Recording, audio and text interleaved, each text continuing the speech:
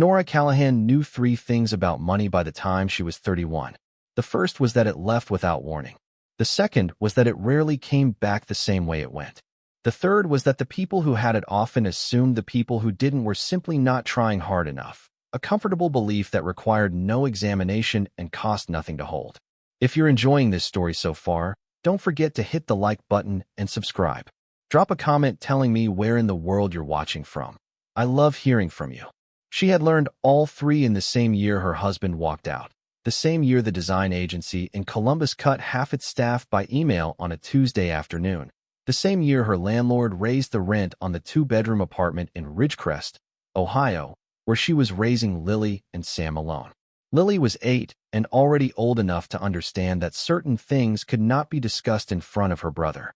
Sam was 5 and old enough to notice when his mother ate less at dinner than she put on his plate, though not yet old enough to understand why.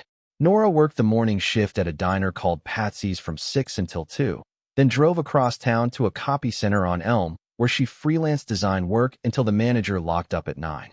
She kept a small notebook in her apron pocket at Patsy's, sketching logo concepts between table checks in the 10-second intervals when no one needed refills. She had a talent for the work, always had, but talent without stability is just a beautiful machine with no fuel, and Nora understood that truth the way you understand a bruise, completely, and only after the damage is done. The apartment on Caldwell Street was the kind of place landlords described as cozy, which meant the bathroom door wouldn't fully open because the toilet was in the way, the kitchen window stuck shut from October through March, and the radiator in the hallway made a sound on cold nights that Lily once described as a ghost trying to knock. Nora had painted the children's bedroom a pale yellow in the first week after they moved in, because yellow was hopeful and she needed all the hope the walls could hold. She'd found a second-hand bookcase at the Goodwill on 4th and filled it with library books and a few paperbacks she'd kept from before, and in the evenings, after she'd fed the kids and checked the homework and sat through the bedtime negotiations that came with every night, she would stand in the doorway and watch them sleep and feel 2 things at once. A love so physical it sat behind her sternum like a stone, and a fear just as physical, just as constant, that she was not doing enough, that she would never do enough, that the gap between what she could give them and what they deserved would swallow her whole one ordinary Tuesday morning while she was pouring orange juice. She did not talk about that fear. She kept it folded and stored somewhere internal, the way you keep a bill you cannot pay, always aware of it, rarely looking at it directly. She called her mother on Sundays. She brought home extra muffins from Patsy's when the manager said they'd go to waste. She kept a jar on the refrigerator for emergencies and added to it when she could and took from it when she had to, and tried not to count the difference too carefully, because counting it too carefully was a form of despair she couldn't afford. This was her life in the winter of the year Maren died, and it was not a bad life so much as it was a tight one, a life lived in the margins of other people's comfort, and Nora had developed the particular steadiness of someone who has simply run out of the luxury of falling apart. She did not complain. And this is worth saying plainly, because the absence of complaint was not a performance of strength, and it was not denial. It was a decision, made gradually over several hard years, that complaint without action was just noise, and noise cost energy she didn't have to spend. She had learned to move through the world at a specific, calibrated pace, efficient and purposeful and quiet about it. The people who knew her casually, the regulars at Patsy's, the manager at the copy center, the other parents who stood on the school sidewalk in the morning, tended to describe her as composed. The people who knew her better understood that composed was sometimes indistinguishable from exhausted, and that Nora moved between the two in ways she rarely announced. There had been a version of her life, not far in the past, that looked different from the outside. A husband who was at least present, an apartment in Columbus with an actual second bedroom, a job with a salary and health insurance, and the specific psychological comfort of knowing what next month looked like.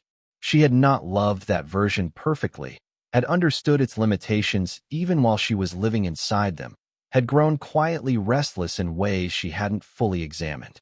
But she had not anticipated how completely it could be removed in a single season, and the distance between that life and this one was something she still measured sometimes in the quiet after the kids fell asleep, not out of grief exactly, but out of the engineering problem of how she had ended up here and how she would get somewhere else. She managed. That was the word for it. Not thriving, not surviving in any dramatic sense, just managing, which is a word that contains more strength than it sounds like it does, because managing is what you do when the other options are not available and you have to make the available ones work. She managed 2 jobs and 2 kids, and a car that needed new brake pads, and an electricity bill that arrived every month like a small threat, and she did it with her chin up and her notebook in her apron and her mind always moving 2 problems ahead of wherever she was standing. She was good at forward motion. She had made it her most reliable skill. Maren Calloway was her father's aunt, which made her Nora's great-aunt, though no one in the family ever used that word. She was simply Aunt Maren, a woman of 79 who had lived alone in a house on Birchfield Road since her husband Clifton passed in 2003, who kept a garden that looked disorganized to everyone but herself, and who had a habit of saying exactly what she thought in a voice that made the words sound like settled facts rather than opinions open to revision. The family found her difficult. Nora found her honest, and she had long since decided that honesty was the rarer quality and therefore the one worth more. When Nora was small, 7 or 8, the age her daughter Lily was now, her parents would bring her to Maren's house on Birchfield Road for Sunday dinners in the summer. The house was large and old, built sometime in the 1920s, set back from the road behind a row of silver maples that threw good afternoon shade across the front porch. It smelled of lemon oil and the particular dusty warmth that accumulates in rooms that have held decades of weather and conversation. Every room contained things that had been there long enough to become part of the house rather than objects placed inside it. A wooden clock above the fireplace that Clifton had kept wound until the day he couldn't. A ceramic lamp in the shape of a heron on the side table by the window. Stacks of books on every flat surface, some of them read multiple times, their spines cracked in the patient way that comes from use rather than carelessness. The kitchen was Maren's domain. Tall ceilings, a gas stove with iron grates, and a wooden table big enough to seat 10 that was rarely used for that purpose. Because Maren's relationship with extended family was cordial in the way that a screen door is cordial, present and functional, but not quite a full barrier against what's outside. With Nora, it was different. Nora had felt it as a child without being able to name it, the way children sense things before they have words for them. Maren looked at her directly, which adults rarely did with children, and she talked to her the same way she talked to grown people, not simplified, not performed for the benefit of a young audience, just spoken as if the age difference were a fact and not a barrier.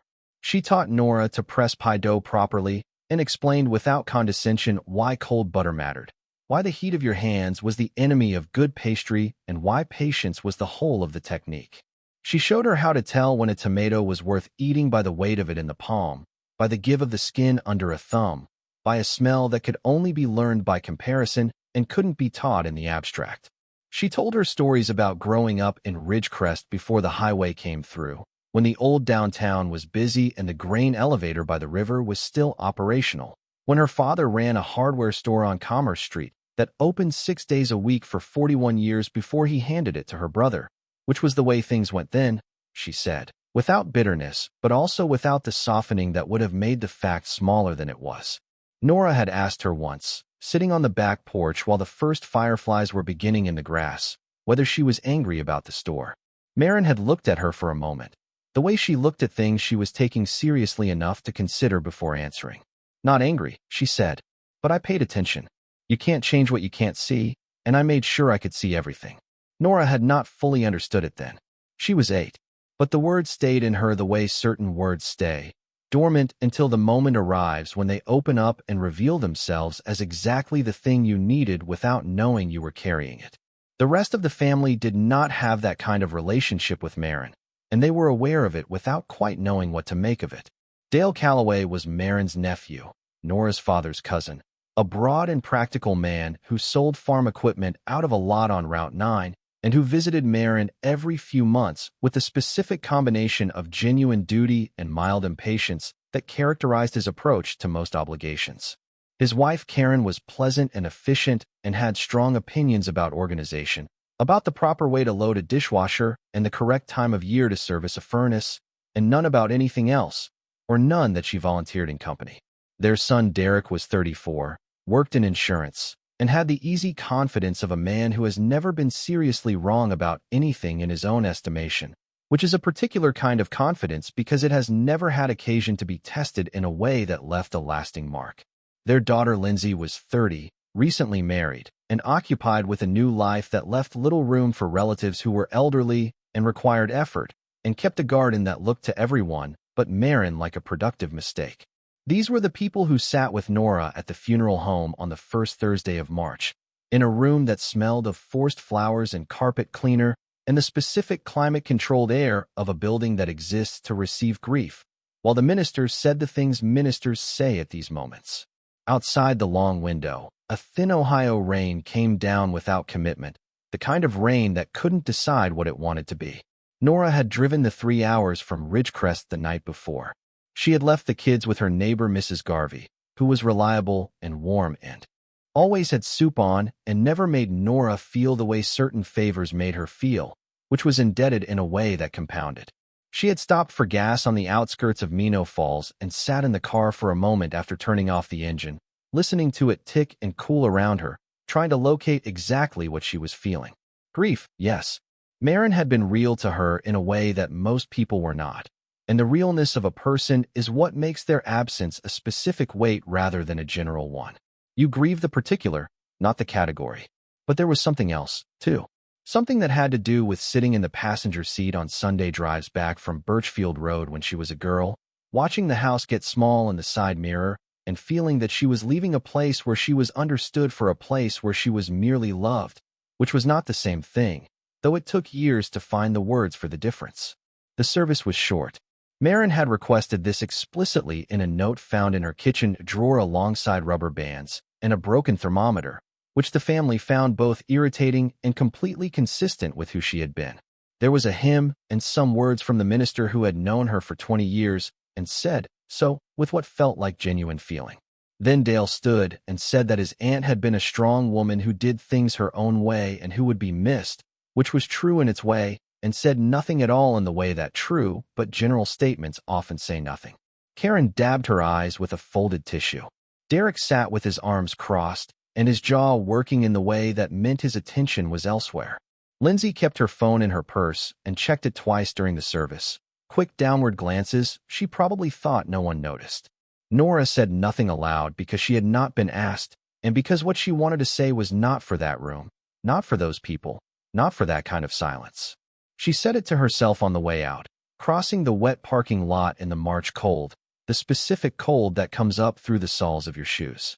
She said quietly, to the rain and the empty lot, and whatever presence Maren might have left in the world, I know you were paying attention. I hope wherever you are now, someone is listening back. The burial was brief. A small plot in the Norwegian church cemetery, which was not the church Maren had attended, but where Clifton was buried, and she had said she wanted to be near him, which was one of the few things about their relationship she had ever said aloud. The family stood in a line under umbrellas while the minister spoke and the grave diggers waited at a respectful distance, and Nora stood at the end of the line and thought about the back porch and the fireflies and the weight of a good tomato in the palm. After, there was coffee and sandwiches at Dale and Karen's house on the other side of town, in a living room that was clean and decorated in the style of people who have read magazines about how to decorate. Nora ate a sandwich and drank coffee and answered questions about the kids and how things were going in Ridgecrest and what she was doing for work these days, and she answered all of them in the same composed way she answered most questions about her life, giving enough to seem forthcoming and not enough to require anyone to respond with anything real. Derek said at one point, across the room, that Maren had been a difficult woman, but you had to admire her consistency. He said it with the tone of a man delivering a verdict he considered fair, and several people nodded, and Nora held her coffee cup in both hands and said nothing. The will was read the following morning in the office of a lawyer named Hutchins on the second floor of a building on Market Street. The waiting room had 2 oil paintings of covered bridges and a dish of cellophane-wrapped butterscotch candies on the side table that no one touched. Hutchins was 60, gray-haired, and methodical in the manner of someone who has spent a career processing the intimate aftermath of other people's lives and has learned to do so without projecting emotion onto it. He was neither warm nor cold. He was precise, and in that room on that morning, precision was the quality the situation required. Dale and Karen occupied the 2 chairs directly across from the desk. Derek stood near the window because there weren't enough chairs, and because he preferred, Nora had observed over the years, positions of slight physical advantage. Lindsay sat beside her mother. Nora took the chair nearest the door. Hutchins organized his papers with deliberate efficiency. He confirmed the date of death, the location of relevant documents, the authenticity of the will, and then moved through the provisions in the measured voice of someone who has learned that the less interpretive color he applies to these readings, the less damage is done. The house on Birchfield Road, assessed at $212,000, was left to Dale, along with its contents, with the exception of specific items named in a supplemental schedule. The 2009 Honda in the garage went to Derek. The jewelry collection, professionally inventoried and appraised the previous spring, went to Lindsay. The savings account, which Hutchins stated with a number that made Karen's eyes move very briefly and very deliberately toward the ceiling before she composed herself, went to Karen. Nora sat with her hands in her lap and her face carefully arranged. She had prepared herself for this, had repeated to herself on the drive up and again in the hotel parking lot, and again over the bad lobby coffee that she had no right to expect anything significant. She was not in Maren's daily life. She had not been the one driving out to Birchfield Road for groceries and doctor's appointments, and the slow accumulation of tasks that gather around an elderly person the way water gathers in a low place. She had not earned a large inheritance the way proximity sometimes earns things, and she knew it. And she held this logic steady now with both hands because it was the only thing keeping her expression where she needed it to be. Hutchins removed a small index card from the folder in front of him. To Nora Callahan, née Calloway, he said, in the same unaffected tone he had used for everything else, I leave the item in the supplemental box marked with her name. It is held with this office and has been since September of last year. He reached behind his desk and set a small wooden box on the surface between them. It was perhaps 5 inches long and 3 wide, the kind of box that might have held a fountain pen or a single piece of jewelry in another era. The wood was dark with age and handling, the brass hinges tarnished to a dull amber. Nora came forward and took it from the desk and returned to her chair. The room was watching her. She opened the clasp. The lid lifted smoothly. Inside, on a bed of dark navy velvet, lay a key. Not a modern key. Old, brass, perhaps 3 inches in length, with an ornate bow at the top worked in a geometric pattern worn smooth at the edges from years of use. The blade was flat, cut with a profile that belonged to nothing in current use. Stamped into the shoulder, faintly but legibly, was a number, 114. A length of dark velvet ribbon was threaded through the bow and tied in a small knot. That was everything. A key on a ribbon in an old box. Nora looked at it for a moment. Then she closed the lid. The silence in the room was specific in its texture. Derek broke it. He let out a short sound, somewhere between a laugh and an exhalation of breath, not quite either. Well, he said, there it is. Karen's tissue moved in a small automatic gesture. Lindsay looked at the closed box with an expression she couldn't quite commit to. Dale said, in the voice of a man making a genuine effort at neutrality, is there a note? Anything accompanying it? Hutchins said the box had been received sealed and no additional documentation had been filed with his office beyond the supplemental schedule naming Mrs. Callahan as its recipient. Derek said, she always did like Nora best. He didn't say it with overt cruelty. He said it the way people say things they know have edges but feel entitled to say because the room has made it temporarily possible. And this is what she had for her, apparently. Karen put a hand briefly on his forearm. Derek, she said, with a tone that meant not here and not with the lawyer present, which was as close to a correction as she would offer in Hutchins' office. Lindsay said nothing. She looked at her phone under the edge of her purse. Nora signed where Hutchins indicated. She thanked him with the composed efficiency of someone who has learned that gratitude can be a good exit. She received a hug from Lindsay that felt like an apology for something unspecified and unspoken, the kind of hug that contains awareness of a wrong without naming it. She did not speak to Derek before leaving. She picked up the wooden box and walked out through the waiting room, past the covered bridges and the butterscotch candies, down the stairs to the street, where the rain was still falling, still without commitment. She sat in her car for a while before she started the engine. The feeling she had was not quite sadness and not quite anger and not quite grief, though it touched each of them. It was more like the feeling of standing in a room that has been rearranged while you were away, familiar in its bones and wrong in its details, and knowing the wrongness would take time to locate and longer to fully name. She set the wooden box on the passenger seat. The wood was smooth and warm-toned in the gray light, dark as walnut, polished not by recent care but by decades of handling. Someone had held this box many times over many years, opened it, closed it, picked it up, set it down. Objects hold the warmth of hands and the grain. They don't lie about having been important to someone. This box had been important. She started the car and drove. The first hour of the drive she thought about nothing in particular, just watched the road and let the flat gray fields move past on either side. She stopped at a gas station outside Minot Falls and stood beside the car with a bad coffee in both hands, letting the cold air work its way in.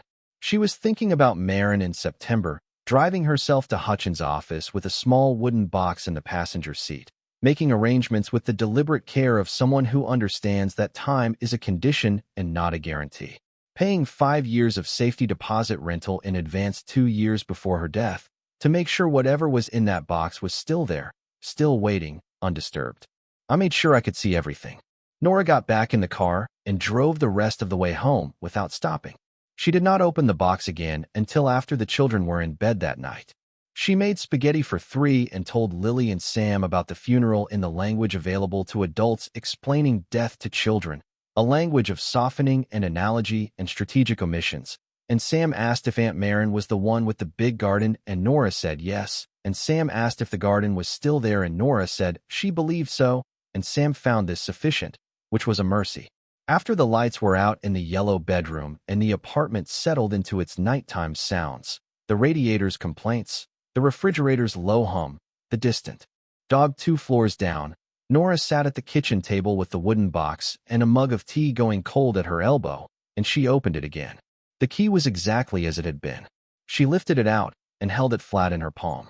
Heavier than it looked, solid, dense in that way of things made in an era when objects were built to outlast their owners rather than be replaced by newer models every few years.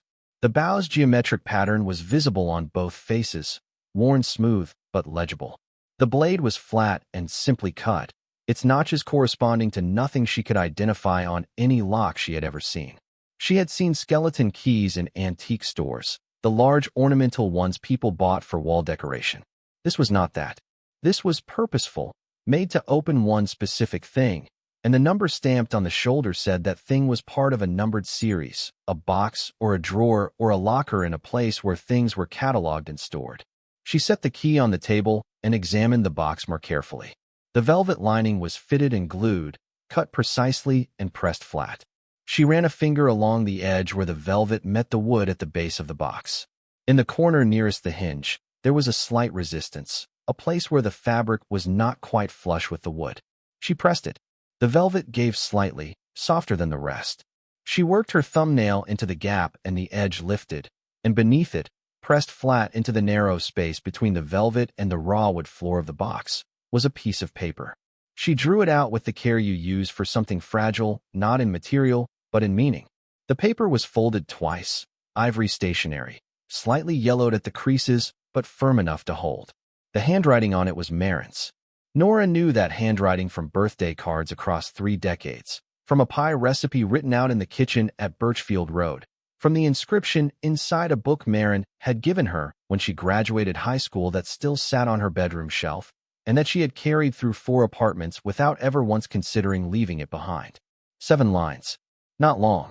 Maren had never been interested in length for its own sake. The key belongs to Box 114 at First National. First National closed in 1991. Its assets were absorbed by Meridian. Go to the Meridian branch on Commerce Street in Ridgecrest and ask for the estate access desk. Bring the key and this note and your identification. Go alone. Tell no one what you find until you understand what you have. There are people in this family who will try to take it. I am sorry to say that plainly, but I have always thought plain was better. You were the one who listened. I leave this to you because of that. Nora read it twice. Then she set it on the table next to the key and sat without moving. The radiator knocked. Somewhere in the building a television murmured low. From the yellow bedroom came the sound of Sam breathing in deep sleep, small and even and entirely unaware of everything that was happening on the other side of the wall. There are people in this family who will try to take it. Maren had written that in September, with full awareness of her family's character, deliberate enough to hide the note under the velvet, careful enough to leave no documentation with Hutchins that would give anyone else a thread to pull at. She had constructed a path that could only be followed by the person holding the key and reading the note and understanding what both meant together. A single line of inheritance designed with the precision of someone who had been observing this family's tendencies for 79 years and had drawn accurate conclusions about every single one of them. You were the one who listened. Nora folded the note along its original creases, tucked it back beneath the velvet corner, and closed the box. She sat for a while longer in the kitchen with the night sounds of the apartment around her, not quite planning and not quite hoping, somewhere between the two, in the space that opens when something has shifted and you have not yet learned the full dimensions of the change. She went to bed after midnight. She lay awake for a long time, looking at the ceiling in the dark. She was up at 5:30. She made the children's lunches in the cold kitchen and walked them to school in the pale March air, and came back to the apartment and stood in the kitchen in her jacket with her keys already in her hand, and looked at the wooden box on the table. Then she put it in her bag and drove to Commerce Street. The Meridian branch occupied a corner of the old downtown, one of the stone-faced buildings from an era when banks were designed to communicate permanence and soundness, built in materials meant to outlast the confidence that commissioned them. Inside, the ceilings were high and the floors were marble and the teller windows were modern, and the overall effect was of something old that had learned to function in a different century without entirely becoming it. The young woman at the information desk had to escalate the question about estate access procedures to her supervisor, who escalated it to the branch manager, a man in his mid-40s named Alderman, who wore reading glasses pushed up on his forehead, and who listened to Nora with the patient attention of someone who has learned that unusual requests, treated with patience, are rarely as complicated as they initially appear. She showed him the note. She showed him the key. He turned the key over in his hand and looked at the number stamped on the shoulder. He said, more to himself than to her, First National. We absorbed their safety deposit inventory when they closed. That would have been 91.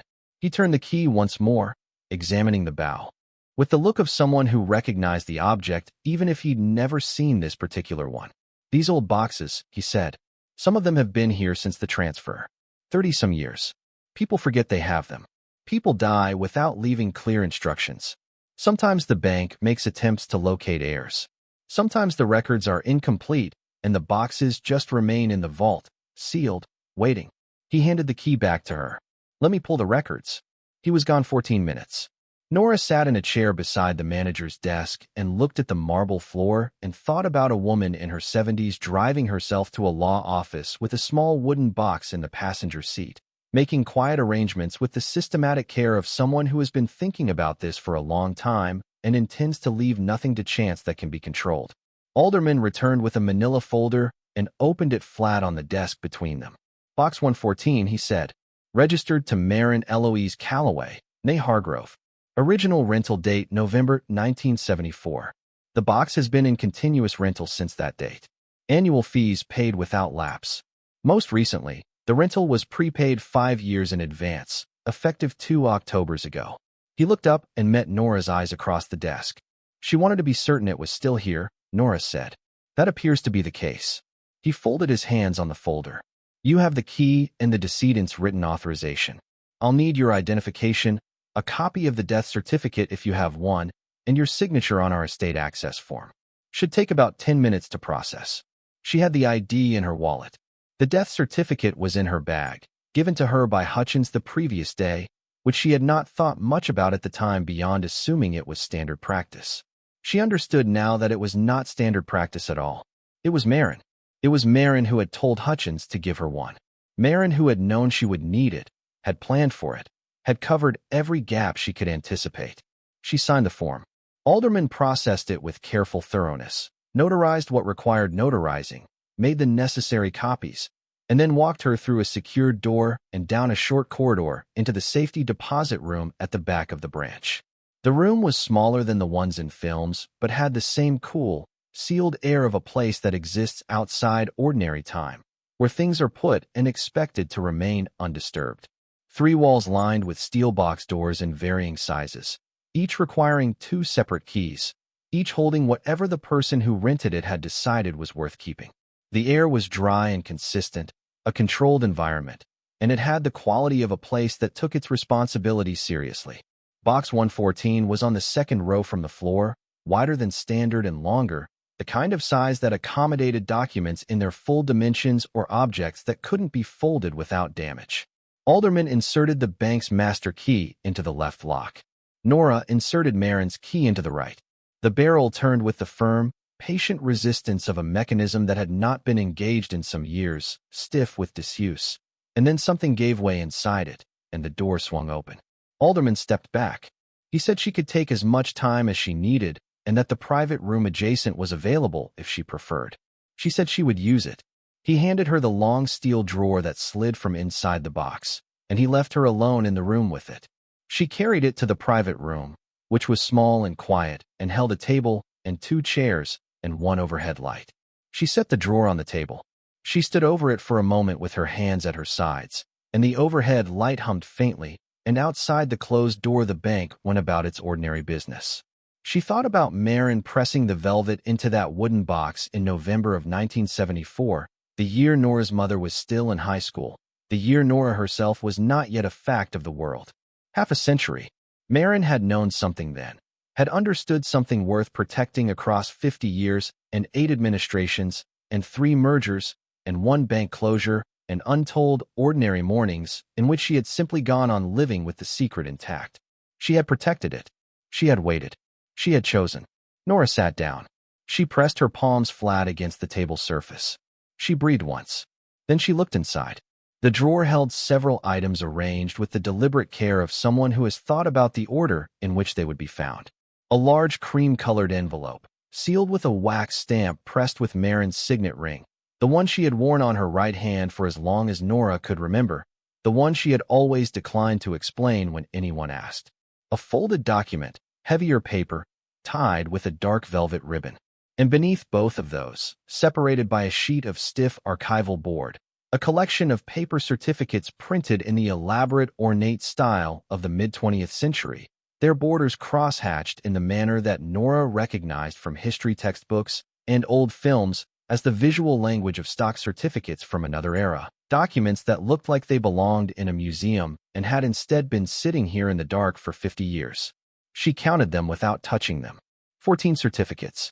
She looked at the sealed envelope and the folded document and the stack of certificates and felt the precise sensation that comes when a room reveals itself to be much larger than its entrance suggested.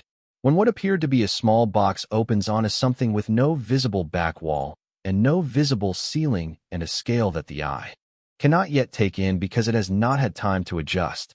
She stayed very still for long enough that the overhead light seemed to warm. Then she reached into the drawer and lifted out the cream envelope and turned it over in her hands. The wax seal was intact. She broke it carefully, drew out the letter inside, unfolded it, and began to read what Maren Calloway had written for her eyes alone and for no one else in the world. The handwriting was steady and precise, the hand of someone who had been composing this letter in her mind for a long time before she finally sat down to set it on paper. It was dated October 14th, 2 years prior. The same month, she had prepaid the safety deposit rental. The same month, she had apparently decided that the arrangements could no longer be deferred any further. Nora, it began, without a dear, without preamble, because Maren had never been interested in the decorative portions of communication when the actual content was waiting. I am going to tell you something that I have told no one. Not Clifton, not Dale, not anyone living, except the lawyer whose job was to keep the secret.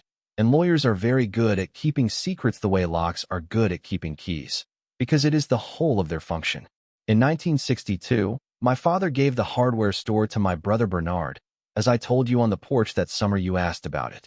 What I did not tell you was what happened 3 years before that.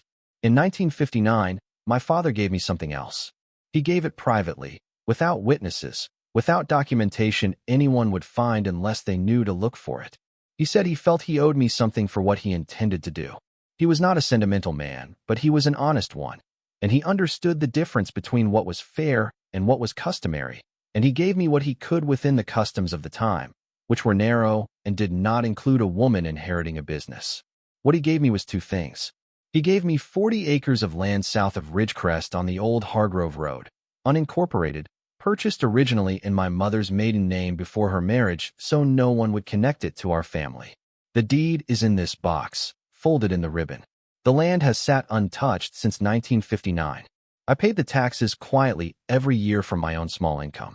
I have been approached about selling it 3 times in the past 15 years by development interests, each time with a larger number than the last, and each time I declined, because the land was not for selling during my lifetime.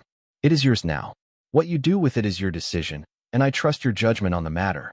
The second thing is the certificates beneath the board.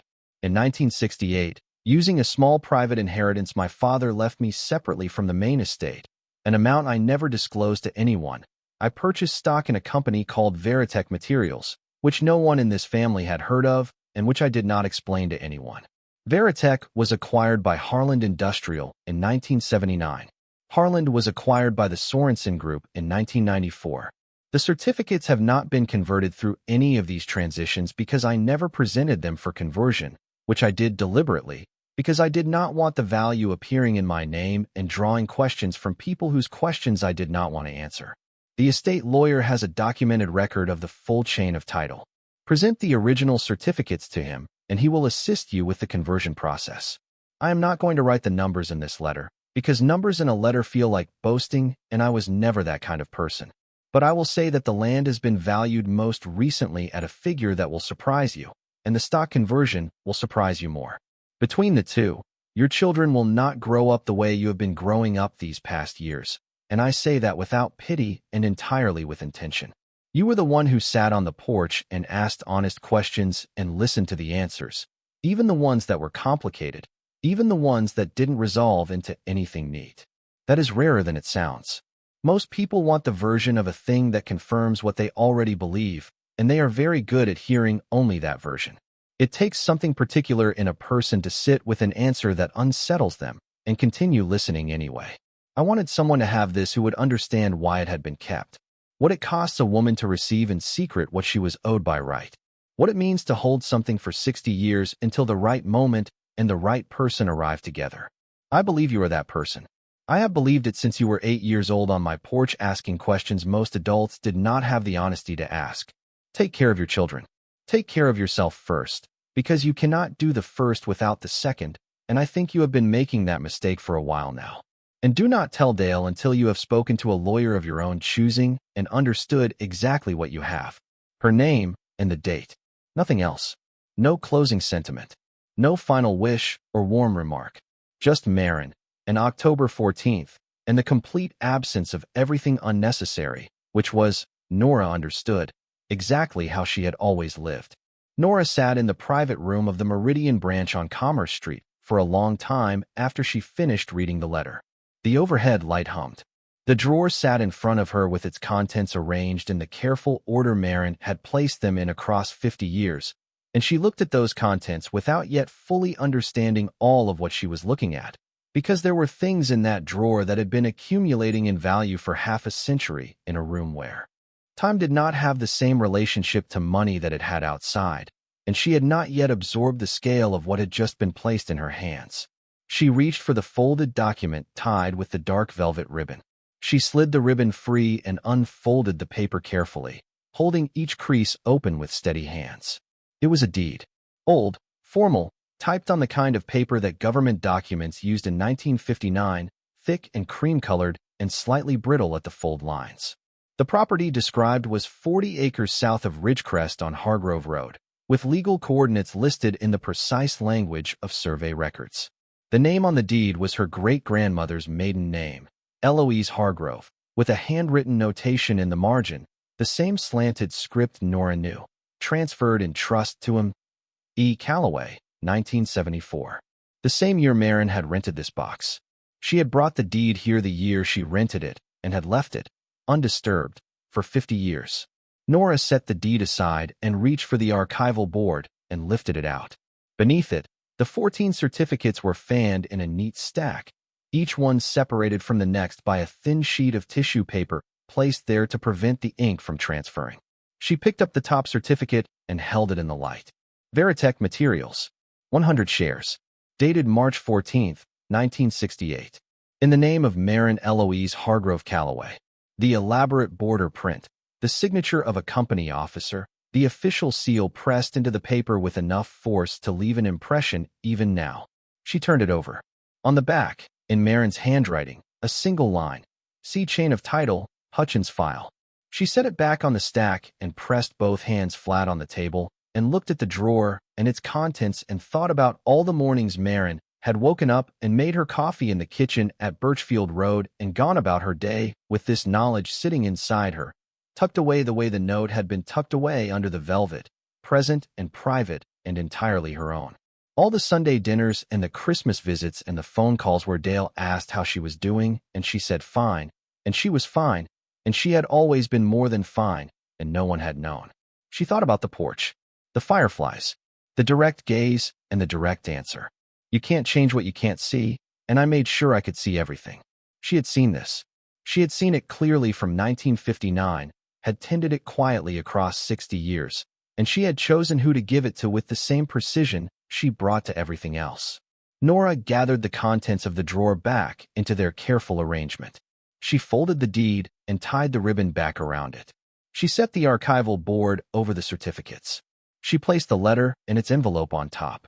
Then she sat for another moment in the small private room with the humming light, and she thought about her daughter Lily sleeping in the yellow bedroom, and Sam in the bunk below her, and the jar on the refrigerator, and the notebook in her apron pocket, and the 3 hours she had driven to get here, and all the mornings before this one.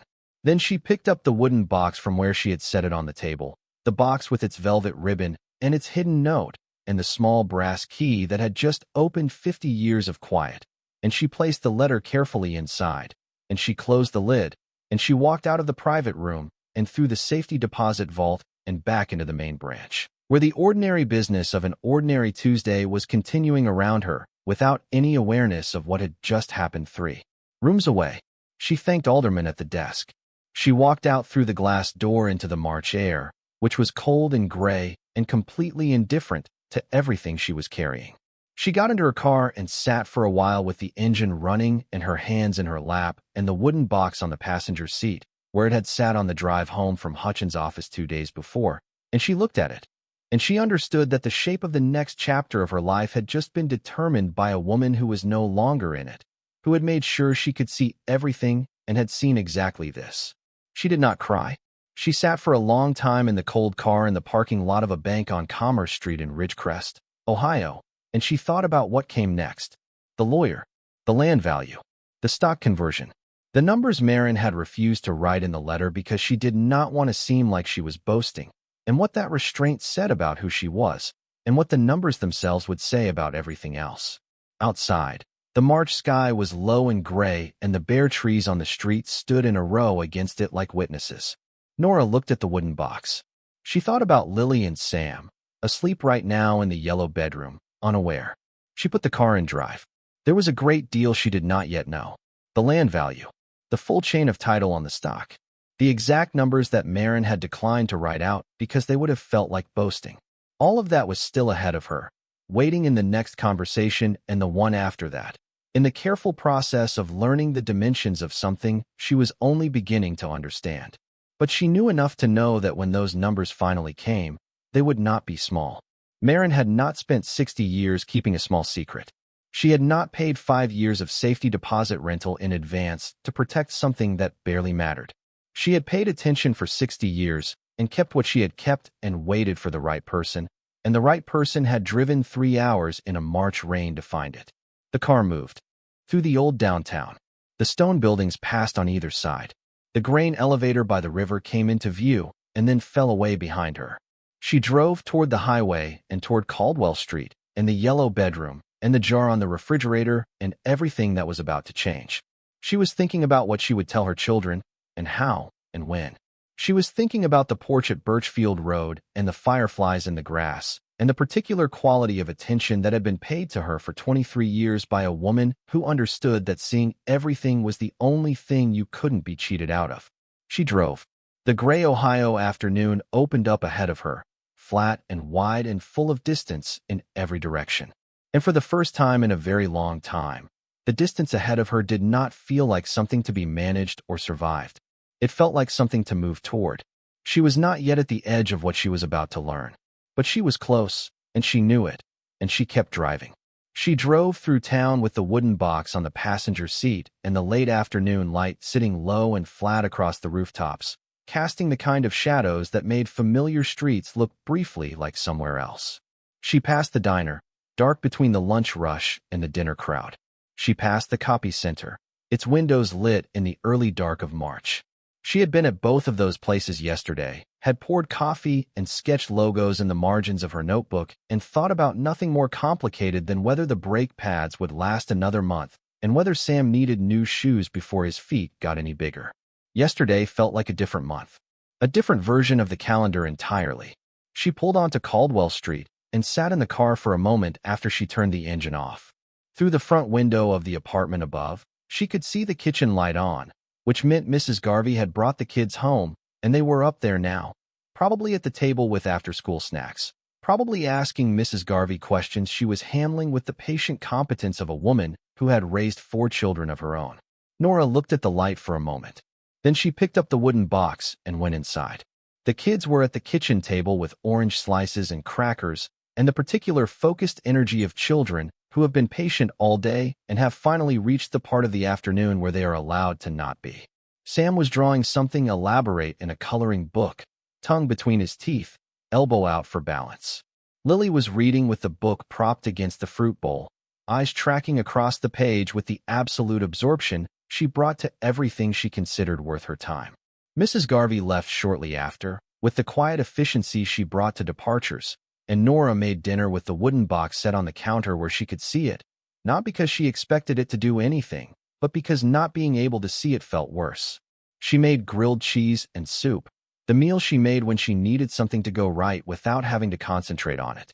Lily ate without looking up from her book. Sam ate and talked simultaneously, which produced a combination of words and cracker crumbs that Nora had stopped trying to regulate. She sat across from them and watched them and thought about what was in the box and what was in the drawer at the Meridian branch and what was in a sealed file at Hutchins' office and how none of it had existed in her life 24 hours ago and how all of it did now. After dinner, she put Sam in the bath and sat on the edge of the tub while he narrated an elaborate submarine adventure with 2 plastic fish and a bar of soap pressed into service as a vessel. She listened with enough of her attention to respond correctly at the right moments, and kept the rest of herself quiet and directed inward toward the problem, because that was how she had learned to approach everything that needed solving, as a problem with components. You identified the components. You put them in order. You addressed them one at a time. The components here were a deed to 40 acres of land she did not yet know the value of, 14 stock certificates in a company that no longer existed under that name, converted through 2 acquisitions, whose current worth she did not yet know, a chain of title she had not yet verified, a lawyer she did not yet have. That last one first. Maren had said a lawyer of her own choosing, not Hutchins. She had been specific, and Nora had learned that when Maren was specific about something, the specificity was the point. After both kids were in bed, she sat at the kitchen table with her laptop and spent an hour looking at things she had never had occasion to look at before: estate law, property law, stock certificate conversion after corporate acquisitions, the particular language of chain of title documentation.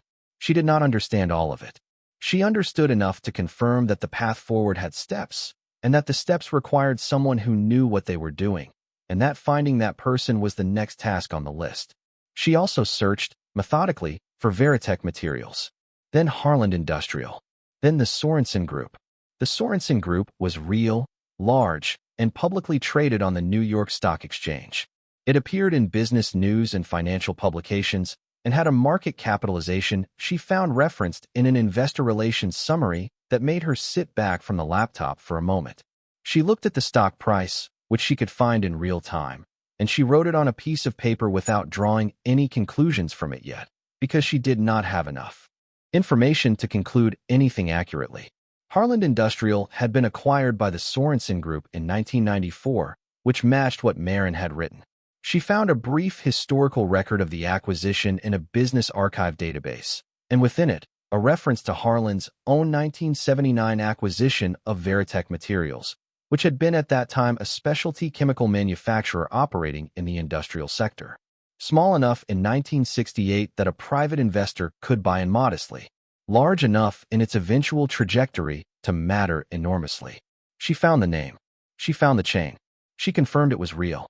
She closed the laptop at 11:30 and sat with the wooden box and the piece of paper with the stock price written on it and did not try to calculate anything, because she didn't know how many shares the certificates represented, didn't know what the conversion ratio had been through each acquisition, didn't know if Maren had ever received dividends or if they had accumulated somewhere or had simply never been claimed. She didn't know enough to do the math. She needed someone who did. She went to bed and slept better than she had expected to. In the morning, she called a woman named Elena Marsh. She had found Elena's name through two separate people, independently. Her neighbor, Mrs. Garvey, had mentioned her once in passing, saying she was the lawyer who'd handled her sister's estate after her brother-in-law had tried to contest it, and that she was sharp and did not waste your time with things that weren't her point. A woman at the copy center, overhearing a conversation about estate documents some weeks prior, had said the same name, unprompted.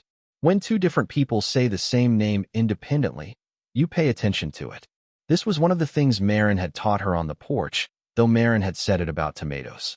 Elena Marsh's office was on the third floor of a building on Porter Avenue, a 6-minute drive from the apartment. Her assistant answered on the second ring. When Nora explained that she had a matter involving a newly discovered estate asset, deed documentation, and stock certificates requiring chain of title review, the assistant put her on hold for 40 seconds and came back with an appointment the following morning at 9. Nora thanked her and set the phone down and looked at the wooden box on the table. And for the first time since she had picked it up from Hutchins' desk, she felt that she was doing what Maren had intended her to do, not just holding the thing, but acting on it, moving through the steps in the right order with the right person at her side.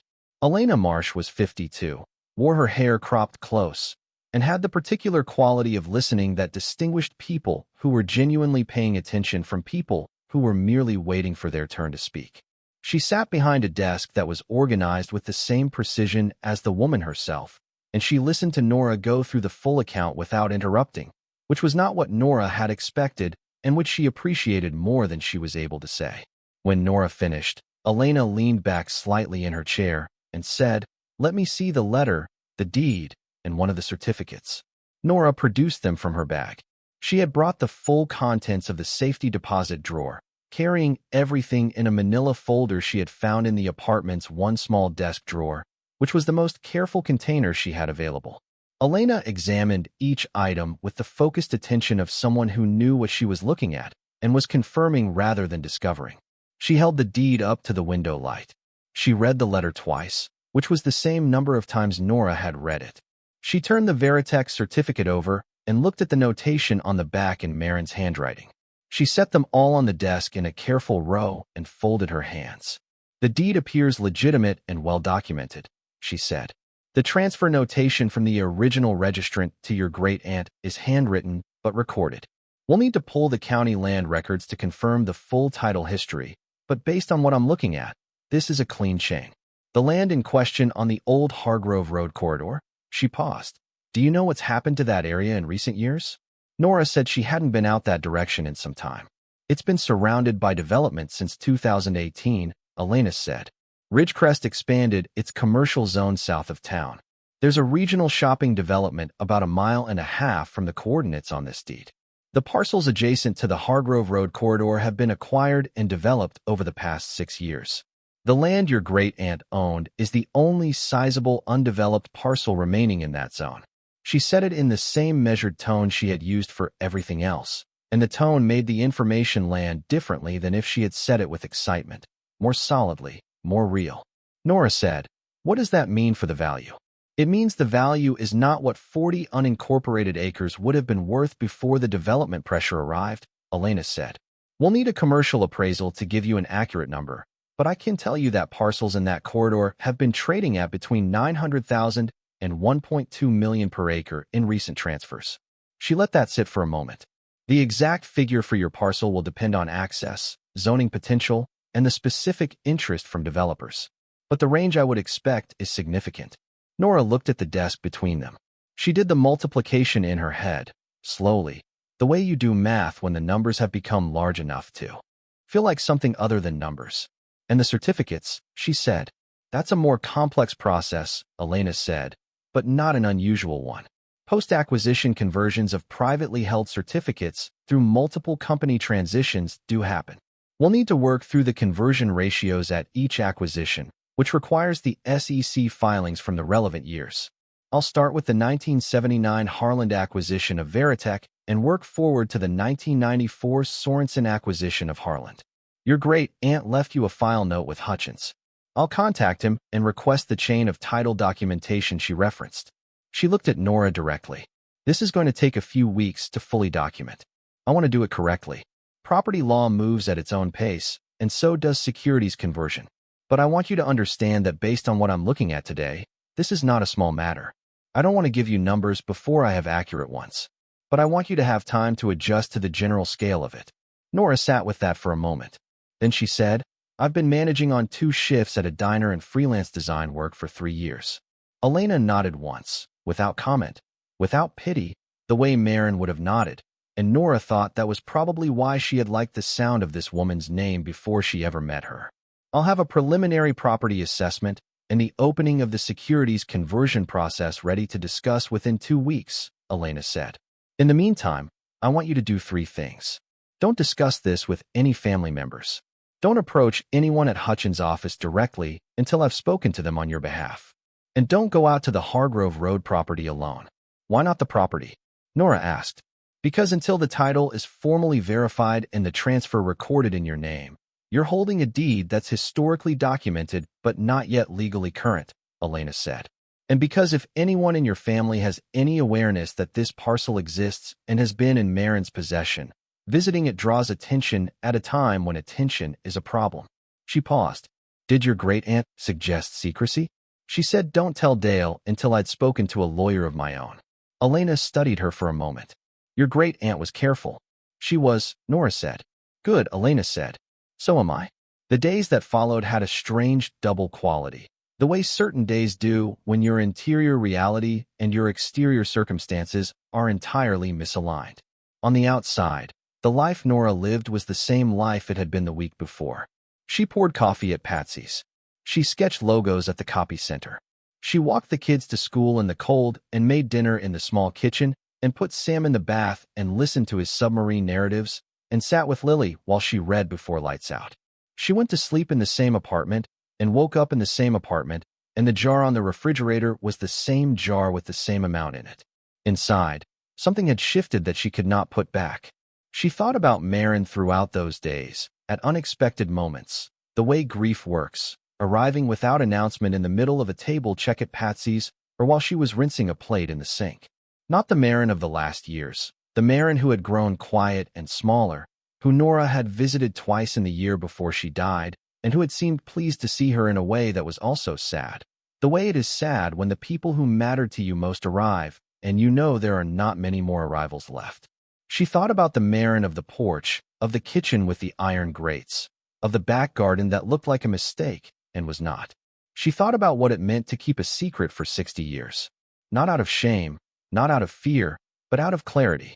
Maren had understood something that most people never do, which was that the possession of information is its own form of safety. She had held what she held the way she held everything, quietly, precisely, with the full intention of knowing when the right moment arrived. She had decided Nora was the right moment. Elena called on a Wednesday afternoon, 12 days after their first meeting. Nora was at the copy center, in the back room with the large format printer, and she stepped into the storage closet to take the call, standing among reams of paper and toner cartridges in a space that smelled of ink. I have preliminary numbers, Elena said. Are you somewhere you can talk? Nora said she was. Let me give you the property first, Elena said. I had it assessed by a commercial real estate firm with current data on the Hargrove Road corridor. The 40 acres are situated between 2 developed parcels, one of which is currently owned by a regional developer named Crestline Properties, who has made 3 approaches to Maren's estate in the past 8 years according to records I pulled. The most recent offer, made 18 months ago, was declined by your great-aunt without response. The current assessed value for the parcel, Taking into account the access road, the zoning reclassification that happened in 2019 when the commercial corridor was expanded, and the comparative sales in the surrounding area, is $38 million. Nora heard the words. She did not immediately respond. That's the conservative figure, Elena said.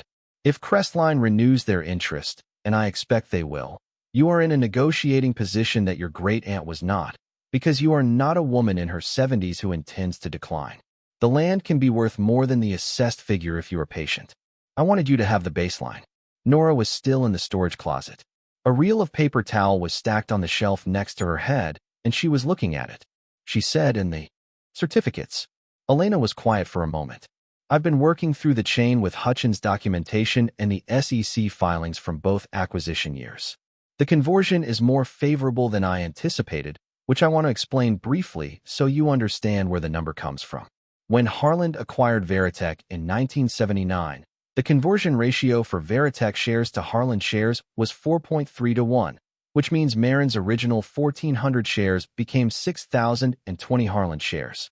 Harland underwent 3 stock splits between 1979 and its acquisition by the Sorensen Group in 1994, which multiplied the share count considerably before conversion. She paused. Are you following this? Nora said she was following it. When Sorensen acquired Harland, the conversion ratio was 1 Sorensen share for every 2.8 Harland shares. Sorensen has also had 2 splits since 1994 and has grown substantially in value as a publicly traded company. The final converted position, accounting for all of this, is 51,430 Sorensen Group shares. Nora looked at the paper towel reel. Sorensen closed yesterday at $994 per share, Elena said, which places the current market value of the converted position at approximately $51,100,000. The storage closet was very quiet. The large format printer hummed on the other side of the thin wall. She said, "Are you there?" Nora said, "Yes." The combined value of the land parcel and the converted securities position is approximately $89 million at current market, Elena said. That is before tax planning, which we need to discuss, and before any negotiation on the land, which may move the number upward. But $89 million is the figure I can defend to you today with documentation in hand. If you're hooked on this story, make sure to subscribe and turn on notifications so you never miss an upload. Your support means everything and helps me bring you more emotional stories like this one. Nora stood in the storage closet among the paper and toner and did not say anything for a long moment. She thought about the jar on the refrigerator. She thought about the brake pads. She thought about the yellow bedroom and the secondhand bookcase and the orange slices on the kitchen table and Sam's submarine narrative and the way Lily read with her elbow out and her whole face concentrated on the page. She thought about working a double shift the week before because the manager at Patsy's had called her a half hour before her shift asking if she could cover, and she had said yes, because she always said yes because the money was real and the bills were real and the gap between them was a number she calculated every single month without ever quite closing it. $89 million. She had been calculating a gap of a few $100s for 3 years.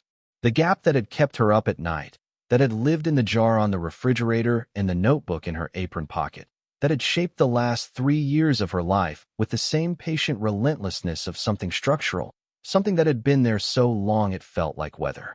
Maren had been sitting on $89 million since 1968 and had said nothing and had tended it quietly across 60 years and had chosen her.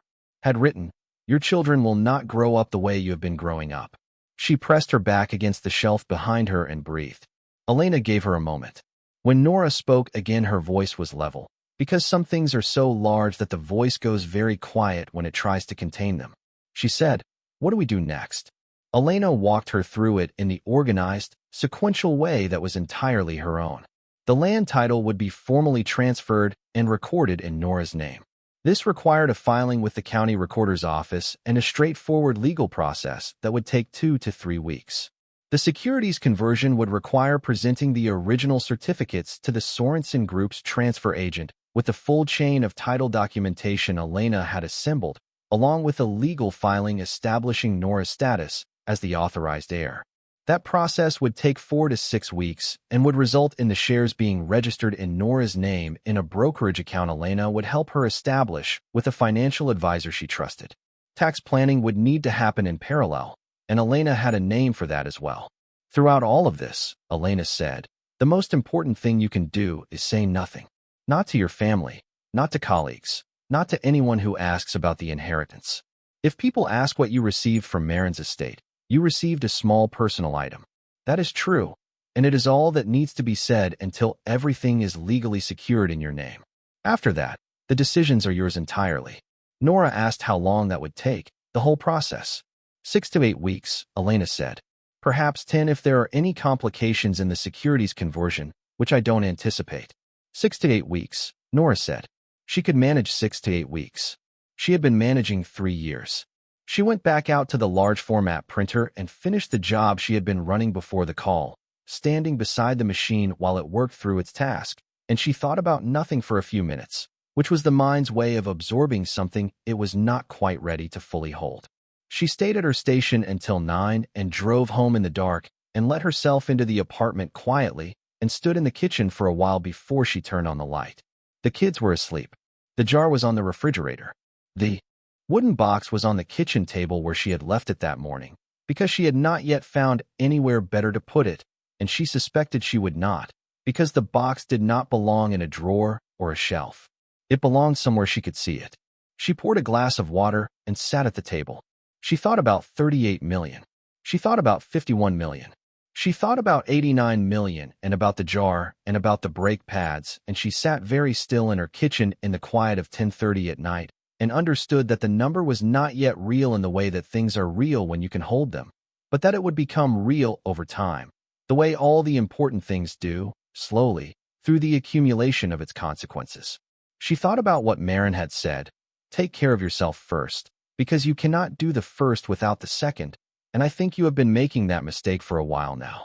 She had been making that mistake for 3 years, maybe longer, if she was honest, and Maren had always preferred honesty to comfort. She had been pouring herself into 2 jobs and 2 children and the management of a gap that never closed, and she had called it composure, and it had been composure. She was not being unfair to herself, but it had also been a sustained emergency that she had stopped calling an emergency, because emergencies were supposed to resolve, and this one had not.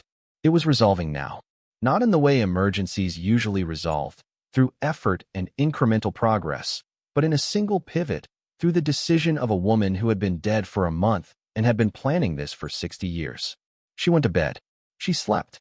The weeks that followed were the strangest of her life, which was not something she had expected to be able to say about a period during which nothing visible had changed.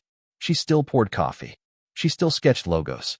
She still walked the kids to school and made dinner and listened to submarine narratives. She still checked the jar on the refrigerator, though she stopped calculating the gap, because the gap was no longer the relevant number even if the jar didn't know it yet. She met with Elena twice more in those weeks, once to sign the county filing for the land title transfer, and once to review the documentation package Elena had assembled for the Sorensen transfer agent. Elena was thorough in a way that reminded Nora of the way her father had built things, putting each piece in its correct place before moving to the next, never trying to skip steps, because the steps were the thing, not obstacles to it. The land title filed without difficulty. The county recorder processed it in the time Elena had estimated. A letter arrived at Nora's apartment on a Thursday afternoon confirming the transfer, and Nora stood at the mailbox on the street and held the envelope and looked at it for a moment before going inside.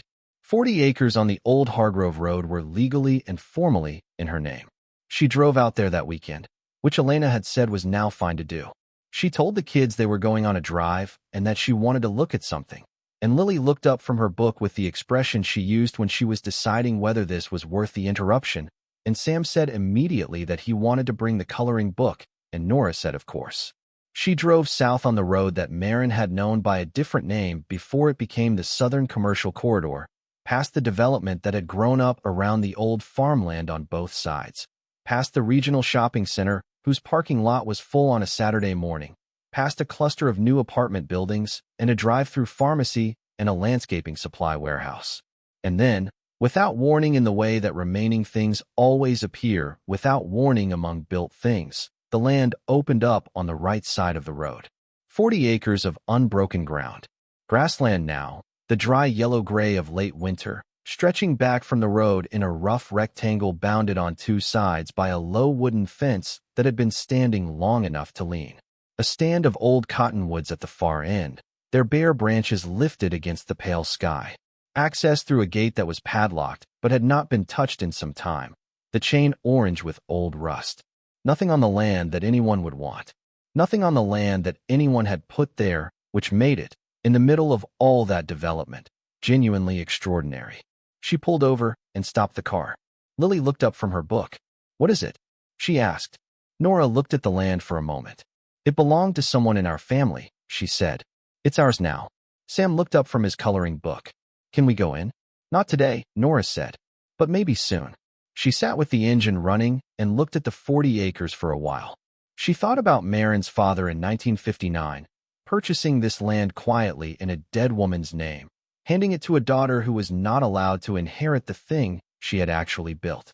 She thought about Maren driving out here in her long-ago car, and standing at this gate and looking at this grass and knowing what it was worth and knowing it was hers and saying nothing. She thought about 60 years of saying nothing while the world built itself up around these 40 acres until the nothing became extraordinary. She wondered if Maren had ever stood here in all those years and felt anything close to what Nora was feeling now.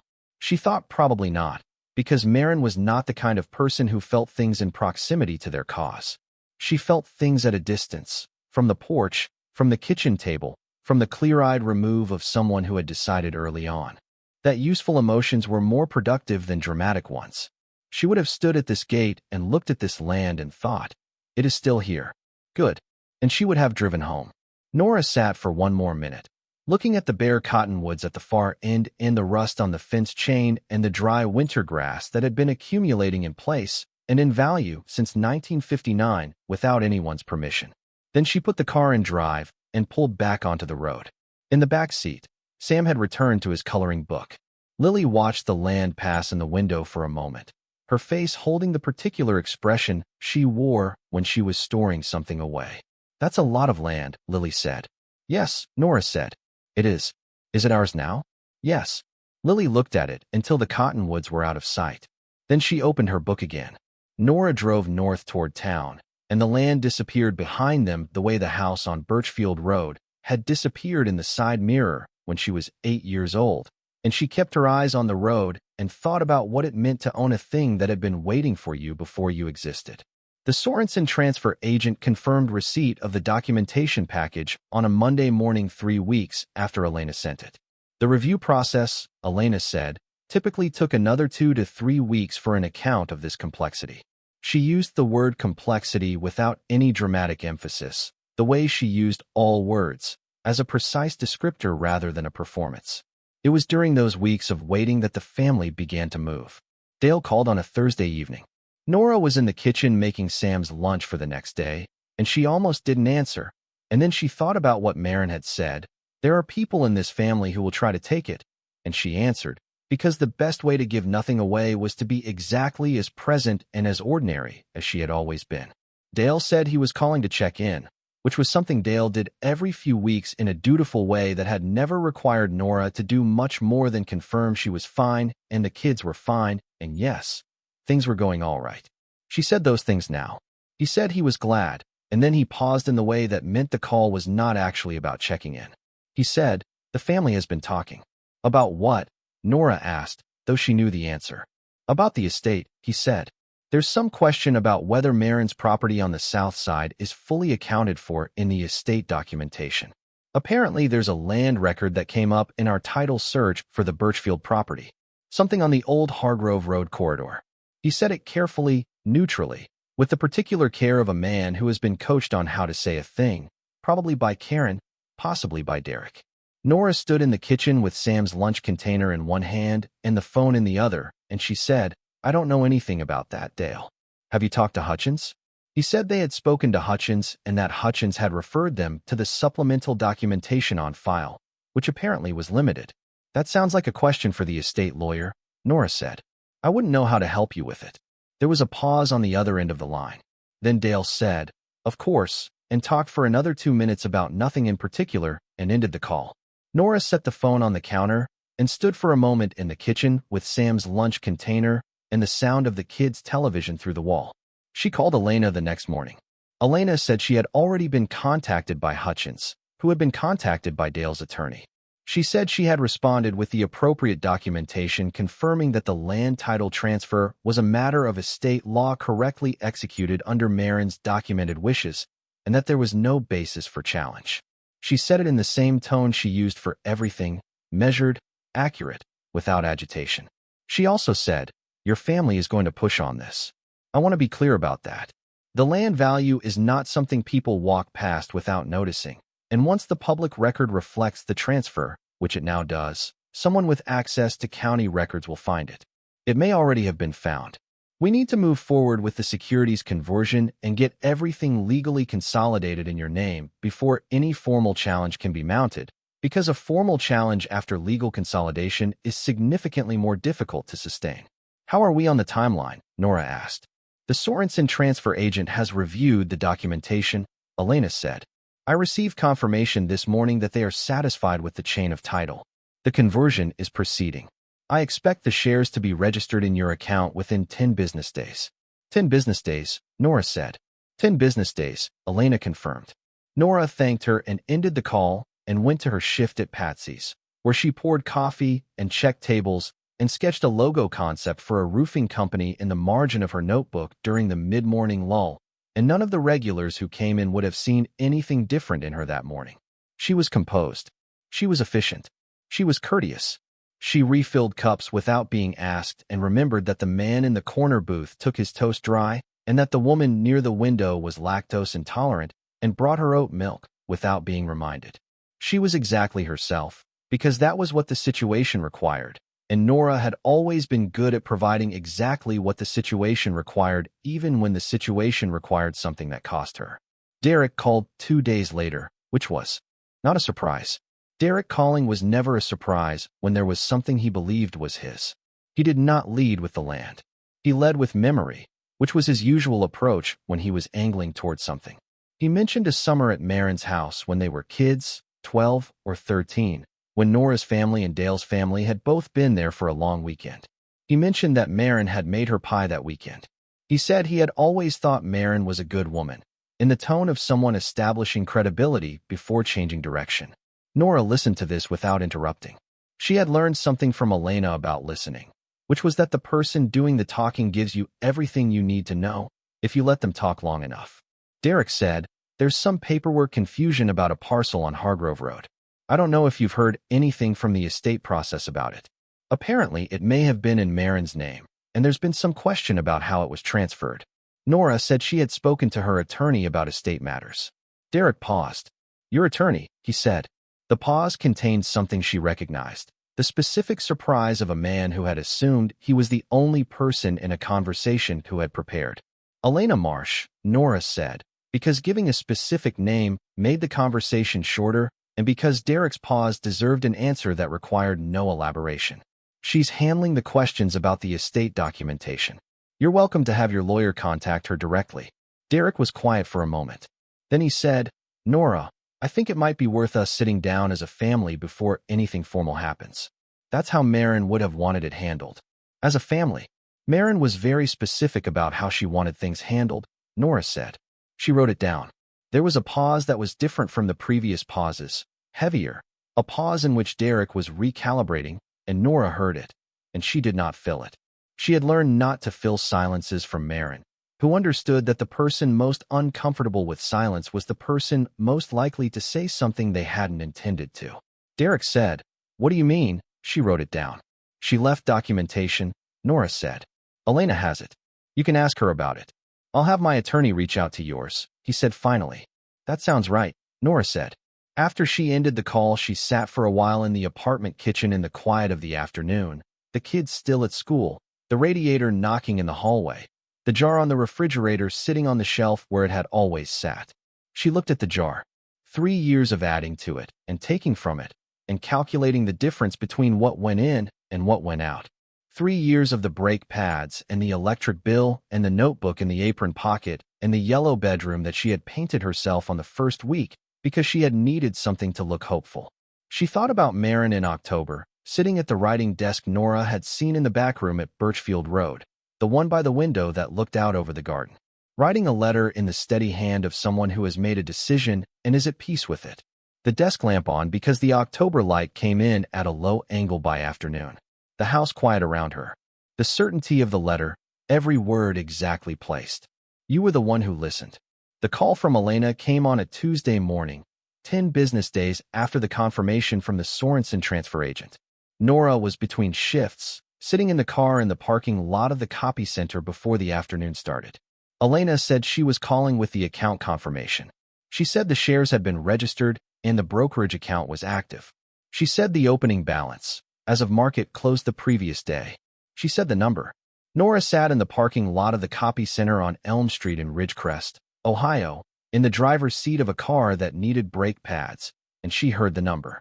She had known the approximate figure for weeks, had been carrying it in some form since that afternoon in the storage closet among the paper and toner, but knowing a number in approximate form and hearing it stated precisely in an actual account confirmation are two different experiences, and the difference between them is the difference between the idea of water and the weight of it in your hands. The number Elena said was not a concept. It was a number. Real, specific, recorded. $51,142,000 as of yesterday's close.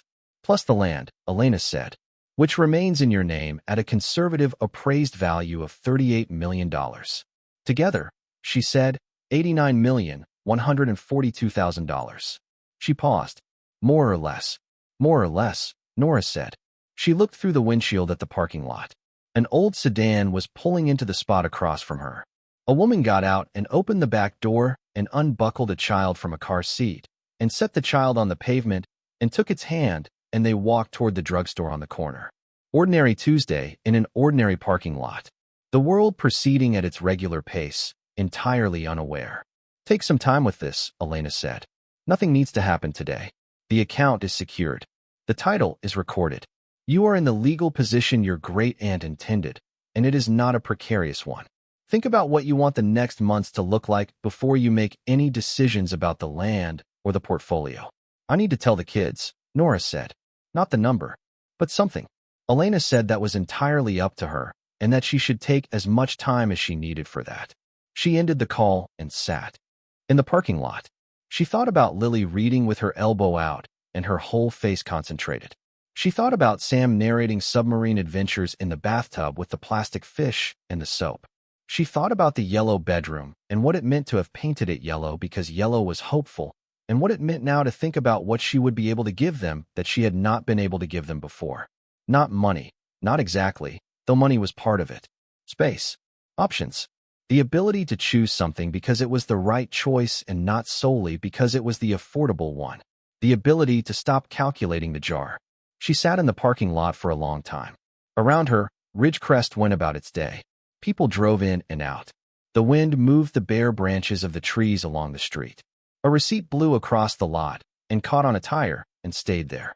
The afternoon light was the low pale light of March giving way to early April, still thin, still cautious, but with something behind it now that hadn't been there the month before, a suggestion of warmth gathering at the edge of the sky, patient and unannounced, the way all the important things arrived. She started the car. She had an afternoon shift to finish. But on the way back to the copy center, she stopped at the gas station on the corner of Commerce and 3rd, and she bought a coffee that was slightly better than the one from the lobby machine, and she drank it standing beside the car in the late afternoon air, and she let herself think, fully and without management, for the first time since the storage closet. $89 million was not an abstraction. She had spent 3 years of her life understanding money in very concrete terms, not as a concept, but as a precise daily negotiation with things that cost exactly what they cost and could not be wished smaller. She understood what $100 meant. She understood what the absence of $100 meant. She understood the specific weight of an electric bill arriving on a Friday when the next pay period was the following Wednesday. She had this understanding in her body the way you understand cold in your body, not as a fact, but as a felt thing. $89 million was not a thing she could feel yet. It was too large. It was the kind of number that took time to become real, that had to be approached gradually, the way you approach something bright, indirectly, at an angle, until your eyes adjust. What she could feel was smaller. She could feel the brake pads. She could feel the electric bill. She could feel the jar on the refrigerator and what it meant to put money in it and take money out of it and calculate the difference every month for 3 years. She could feel what it would mean to stop doing that. Not the abstraction of wealth, but the specific relief of not counting, not calculating, not lying awake at 2 in the morning running the numbers in the dark. She could feel what it would mean to tell Lily and Sam that certain things were different now. Not to explain the number, which they were too young to hold responsibly, but to let the evidence accumulate in their lives over time. Better options. Fewer no's. The ability to say yes to things on the basis of whether they were good rather than solely whether they were affordable. She drank her coffee in the parking lot and thought about Maren writing that letter in October, at the writing desk by the window with the garden outside, knowing what she was doing and knowing why and knowing who she was doing it for. Thinking of Nora on a double shift with a notebook in her apron pocket. Thinking of the jar she had never seen but somehow knew was there, because she had been paying attention for 23 years. Because that was what she did. Nora finished the coffee and set the cup in the car's cup holder and looked at the late afternoon sky and felt something she could not name precisely. Something that was not quite gratitude and not quite grief and was not quite relief. Something that contained all of those and was also its own thing. The particular feeling of being seen accurately by someone who loved you enough to act on it across 60 years of patience. She went back inside and finished her shift. Inside the copy center, the manager was at the front desk and glanced up when she came in. "You good?" he said. In the offhand way he asked everyone that question. She said yes. She hung up her jacket and went to her station. She was going to be more than good. The number was real and the title was recorded and Elena Marsh was sharp and the account was active and the 40 acres on the old Hargrove Road were hers, surrounded on all sides by development that had been quietly raising their value for 6 years while she was pouring coffee and sketching logos and keeping the jar on the refrigerator. And Derek had said he would have his attorney call Elena. That call was going to go a certain way, and Derek did not yet know which way that was. Because Derek did not yet know what Maren had known, or what Nora had known since the storage closet, or what Elena knew with documentation in hand that could be presented in any court in the state of Ohio without difficulty. She had thought about Derek in the days since his call, not with anger, because anger was not what she felt toward him. What she felt was something more like clarity. Derek was the person he had always been, a man who sorted the world into what was his and what was not, and who became very focused when something moved between those categories without his permission. He had not been cruel to Nora in any overt way across their shared history. He had been indifferent, which was a different thing, and sometimes indifference does more lasting damage than cruelty. Because at least cruelty notices you. He had not noticed her for most of their lives. He had noticed her for the first time, she suspected, when someone pulled a county land record and a transfer of title came up in the search, and the name on the transfer was Nora Callahan, née Calloway, and the parcel was 40 acres on the Hargrove Road corridor that had a current assessed value of $38 million. He had noticed her then with complete and undivided attention, and she understood that attention, and she was not frightened by it, because she had something he did not have and could not obtain, a letter in Maren's handwriting, a deed with a documented chain of title going back to 1959, 14 stock certificates with a clear conversion history, and Elena Marsh, who had spent 20 years doing exactly this kind of work and who had never in those 20 years lost a case she believed in. Maren had told her to go alone. Tell no one until you understand what you have. There are people in this family who will try to take it. She had gone alone. She had told no one.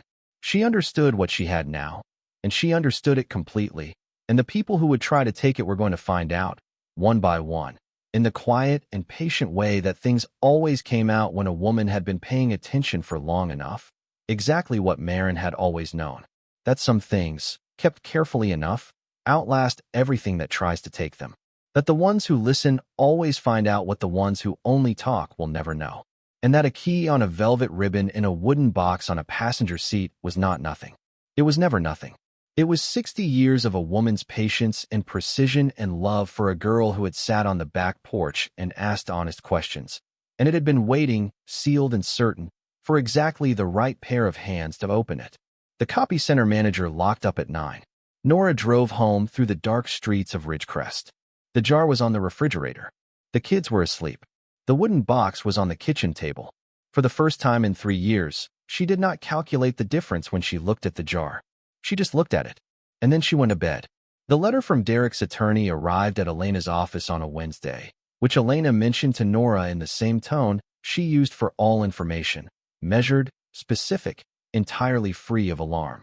It was a 3-page document asserting that the transfer of the Hargrove Road parcel from the estate of Maren Eloise Calloway to Nora Callahan had been executed in a manner that circumvented the rightful estate distribution process, that the parcel in question constituted estate property that should have been subject to the full probate procedure, and that the transfer was therefore contestable under Ohio estate law.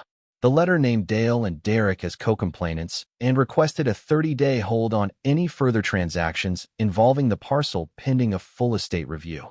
Elena read it twice, which Nora had come to understand meant she found it worth taking seriously in the way that a person takes seriously something they are about to dismantle methodically. Then Elena told Nora to come to the office the following morning. She sat across the desk from Elena in the morning light and listened while Elena explained what the letter said and what it did not say. What it said was that the family believed the land transfer was procedurally flawed. What it did not say, because it could not say, was why. Because there was no procedural flaw. The land had not been part of the estate subject to probate. It had been a private asset held in Maren's name, transferred to Nora through a documented deed process that predated the estate entirely and operated independently of it. The estate had comprised the house on Birchfield Road, the car, the jewelry collection, the savings account, and certain personal items. The Hargrove Road parcel had never been listed in the estate inventory because it had never been part of the estate. It was a personal asset with a documented history and a clean title that had now been legally transferred to its new owner. There was no mechanism in Ohio estate law, Elena said, for contesting the transfer of a private asset that was never part of the contested estate. The letter was the kind of document that read impressively to someone who had not encountered it before and had no strength whatsoever to someone who had. "What do we do?" Nora asked. Elena was already turning to her computer. "I write a response," she said. "You don't do anything." The response Elena sent was 12 pages, which was 9 more pages than the original challenge. Nora did not read all of it because Elena had summarized it. Here is the documented history of the asset. Here is the chain of title. Here is the relevant statute. Here is the county filing confirming the completed transfer. Here is the reason your complaint has no basis. And here is the timeline within which you are welcome to formally file if you disagree. At which point we will present all of the above to a court and you will lose. The response went out on a Friday afternoon. Nora was at Patsy's when Elena sent it, pouring coffee, and she did not find out until she checked her phone during the mid-morning break. She read Elena's brief summary text in the back room by the coffee station, and then she folded her phone back into her apron pocket and went back out to the floor and refilled the corner booth's coffee without being asked. 14 days later, Derek's attorney withdrew the complaint. Elena called to tell her. She said it simply and without ceremony, which was appropriate, because the withdrawal was not a surprise to Elena and had not been a surprise to Nora since she understood what the documentation contained. It was not a victory so much as a confirmation of something that was always going to happen, and the distinction mattered. Victory suggested the outcome had been in doubt. This had never been in doubt. It had only required patience while the process moved through its steps. The land transfer stands uncontested, Elena said. The securities account is fully registered. You are in the legal position your great-aunt intended, completely, without reservation. Nora thanked her. She ended the call and sat in the car in the parking lot of the copy center before her afternoon shift began and looked at the sky, which was early April now, the air finally beginning to carry something warmer in its lower layers, the trees on the street showing the first thin suggestion of green at the tips of branches that had been bare since November. She thought about Derek's attorney drafting that letter and sending it with the confidence of someone who believed they were holding the stronger position. She thought about what it must have been like to receive Elena's 12-page response and understand, working through it, that there was no position to hold. She did not feel satisfaction about this in the way she might have expected. What she felt was something quieter and harder to name, something close to the way you feel when a thing you already knew is finally confirmed in writing and the confirmation releases a tension you had been carrying without quite knowing how much it weighed. The call from Dale came the following Tuesday. This call was different from the previous one. The previous call had been Dale as the family's emissary, carefully worded, angling. This call was Dale alone, speaking in the voice he used when he had arrived at the end of something and did not know how to proceed. He asked how she was. She said she was well. He said he supposed she had heard about the attorney situation being resolved. She said she had. He paused. He said, Maren apparently had more going on than any of us knew. That's true, Nora said. She didn't tell anyone, he said. Not even Clifton. It sounds like that was deliberate, Nora said. Another pause. Dale was a man who was not comfortable in pauses, which Nora had always known, and which was one of the reasons she did not fill them. He said, I want you to know that Karen and I didn't push for the legal thing. That was Derek's initiative. He thought there was a case. Clearly there wasn't. Nora let that sit for a moment. Then she said, I know. It's fine, Dale. She meant it, which was not the same as meaning it didn't matter.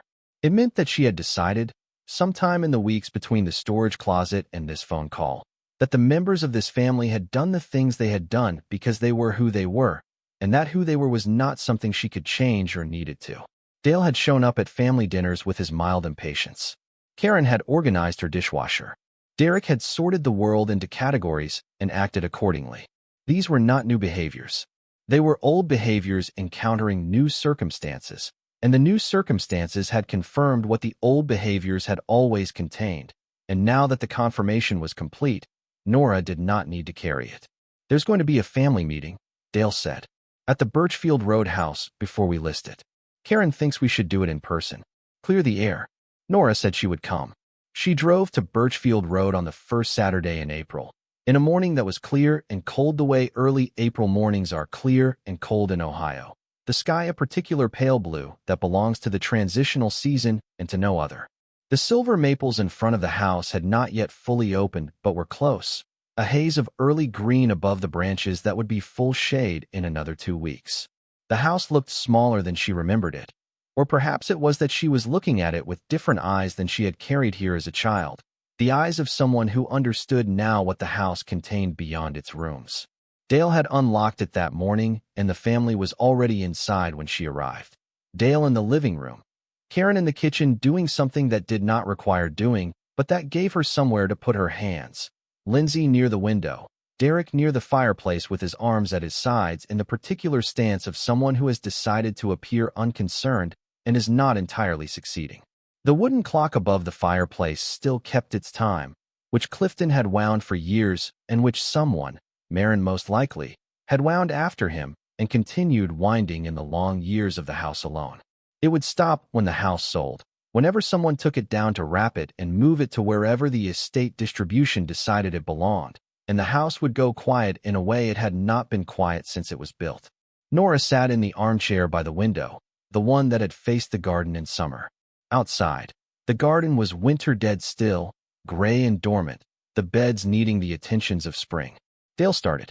He talked for a while about the estate and about wanting to resolve things as a family and about the importance of understanding and moving forward, and Nora listened to him the way she listened to most things, with full attention and without needing to respond to every element. When he finished, Karen came in from the kitchen and sat beside him on the sofa and said something similar, more briefly and more precisely, because Karen, for all her organizational priorities, was not someone who wasted words. Then there was a pause that belonged to Derek. He looked at Nora across the room. He did not look the way she had expected. She had imagined, if she was honest with herself, that he would look angry or dismissive in the way he had always been dismissive, or defensive in the way of men who have been wrong and have not yet integrated that fact. He looked none of those things. He looked like someone who had received a piece of information that had required him to revise something fundamental, and who had not yet finished the revision, and who was not entirely comfortable with its progress. There was a pause. Nobody filled it. He said, I didn't know Maren had that kind of money. Neither did I, Nora said. He said, she must have trusted you a great deal. She did, Nora said. She didn't say, and not you. She didn't need to. That part lived in the structure of everything Maren had done, documented and filed, and sealed in a velvet-lined box and left in a bank vault for 50 years, and it required no addition from Nora to be legible to everyone in the room. The wooden clock above the fireplace still kept its time. Someone had wound it after Clifton stopped being able to wind it. And then someone had wound it after Clifton died. And that someone was Maren, and Maren had gone on winding it through the long years alone, the way she went on doing everything she had decided was worth doing, quietly, and without requiring anyone else to notice. It had been running for 100 years, and it would stop when the house sold. When someone took it down and wrapped it and decided where it belonged. And the house would become the particular silent kind of empty that houses become when they have been lived in for a long time, and then are not. Derek looked at the clock. Then he looked at the fireplace. Then he looked back at Nora, and she recognized the expression on his face in a way she had not expected to recognize it, because it was the expression of a person who has genuinely reassessed something and is still in the process of doing so. And Derek was not a person she had previously associated with reassessment. He said, "I'll be honest with you. When the attorney pulled the title records and we saw the transfer, my first thought was that something procedurally incorrect had happened, that someone had made a mistake that needed to be caught." "There wasn't a mistake," Nora said. "I know that now." He said it with the weight of something that had cost something to say. Not an enormous cost, not the kind that left a visible mark, but real. "I'm sorry for the legal thing. It was unnecessary, and it didn't help anyone." Nora looked at him for a moment. She thought about the will reading, the wooden box on Hutchins' desk, his short exhalation. Well, there it is. She thought about 3 years of the jar on the refrigerator and the double shifts and the notebook in her apron pocket. She thought about what Maren had said. "I wanted someone to have this who would understand why it had been kept." She understood why it had been kept. She understood it better sitting in this room with these people than she had understood it in any of the weeks since the storage closet, because the room contained, in the positions and faces of the people in it, exactly what Maren had been quietly working around for 60 years. Not villains, not cruel people, just people who had assumed, in the comfortable way of those whose assumptions have always been confirmed, that the distribution of things should correspond to the existing order of closeness and expectation, and who had not paused to consider that the existing order might not have been the whole story. "It's fine, Derek," she said, and she meant it. The meaning surprised her slightly, but it was genuine, and she recognized it as the kind of meaning that came from having moved past something rather than around it. That was the end of it. They talked for another hour, about the house, about the listing, about Maren, about the garden that would need attention before the sale, about small things that had accumulated in the years and required distribution or decision. Nora contributed where she had something to contribute and stayed quiet where she did not. And when she left, she kissed Karen on the cheek and shook Dale's hand and exchanged a nod with Derek that contained everything and nothing and was the appropriate size for the occasion. She walked through the kitchen on the way out. She put her hand on the counter beside the iron grate stove, the one Maren had cooked on for 40 years, and she stood there for a moment, feeling the cool surface under her palm, thinking about pie dough and cold butter and the particular patience of techniques that require you to work against your own instincts in order to get things right. She went out through the back door into the garden. It was bare and dormant, the way it always was in April before the work of the season started, but she could see the bones of it, the structure that looked like disorder to everyone but the person who had built it. The beds Maren had arranged according to her own logic. The paths between them worn into the ground by 40 years of the same footsteps. The back porch where she had sat on summer evenings and watched the fireflies begin in the grass and asked questions of a woman who answered them directly. She stood on the porch for a while. The morning was cold and quiet, and the bare maple branches above the garden were making that faint sound that branches make when the wind is very light, a sound like the edge of a word you can't quite hear. She had sat here the last time when she was 26, a few months before she moved to Columbus, the last summer before her marriage, the last summer she had thought of herself as someone with an open future and no specific obligations. Maren had been 74 that year and sharp and direct, as she had always been, and they had talked about the garden and about Nora's design work and about a book Maren was reading. And at the end of the evening, Maren had walked her to the car and said, in the particular way she said the things that were really the point, "Take care of yourself first, Nora. Everything else follows from that." She had not done that. Not for a long time. She had taken care of the kids and the job and the jar on the refrigerator and the brake pads, and she had organized her life around the things that required her rather than around herself, which was not entirely wrong, because the kids did require her, and the jobs were real, and the jar was necessary, but it had created a version of her life that was all structure and no center, all maintenance and no growth. And she had called it management because she did not have a better word for it, and because the word management did not require you to acknowledge how much had been lost. Take care of yourself first. Maren had said it again in the letter, which meant she had known, which meant she had been watching Nora across 23 years with the same attention she brought to everything, and she had seen accurately, and she had acted on what she saw with 60 years of patient preparation.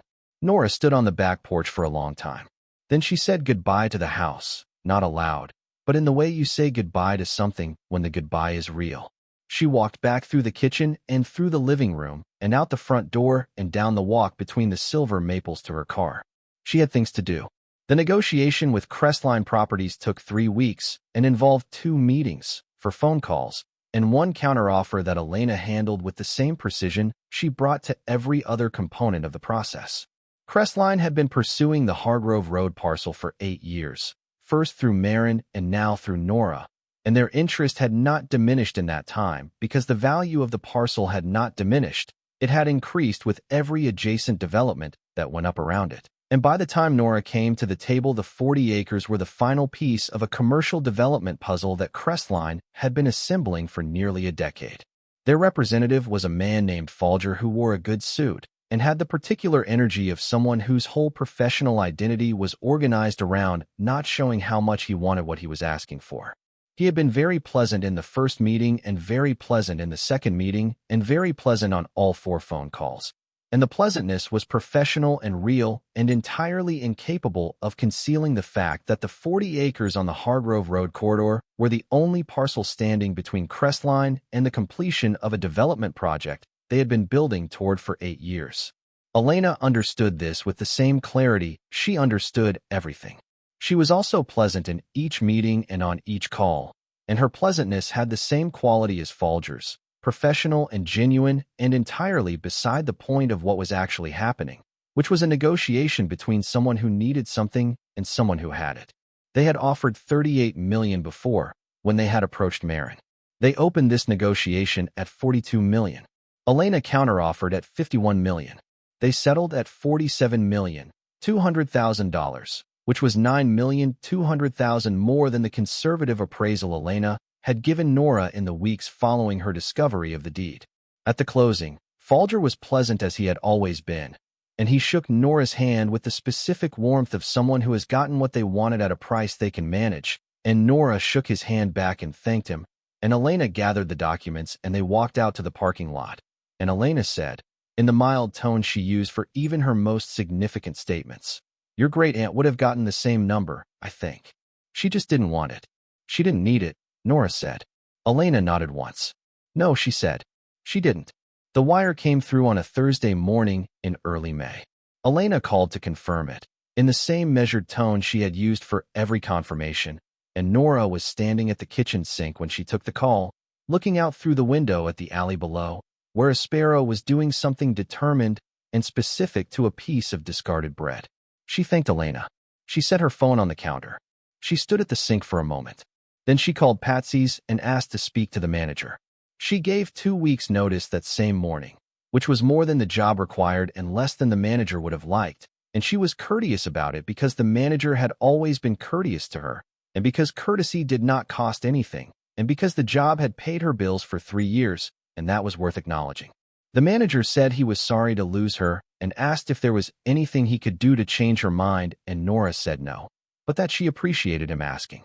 She sat at the counter after the call ended and thought about the 6 o'clock starts and the 10-second intervals between table checks and the notebook in the apron pocket and the particular smell of the diner at 7 in the morning, coffee and butter, and the faint sweet smell of the first batch of muffins coming out of the kitchen.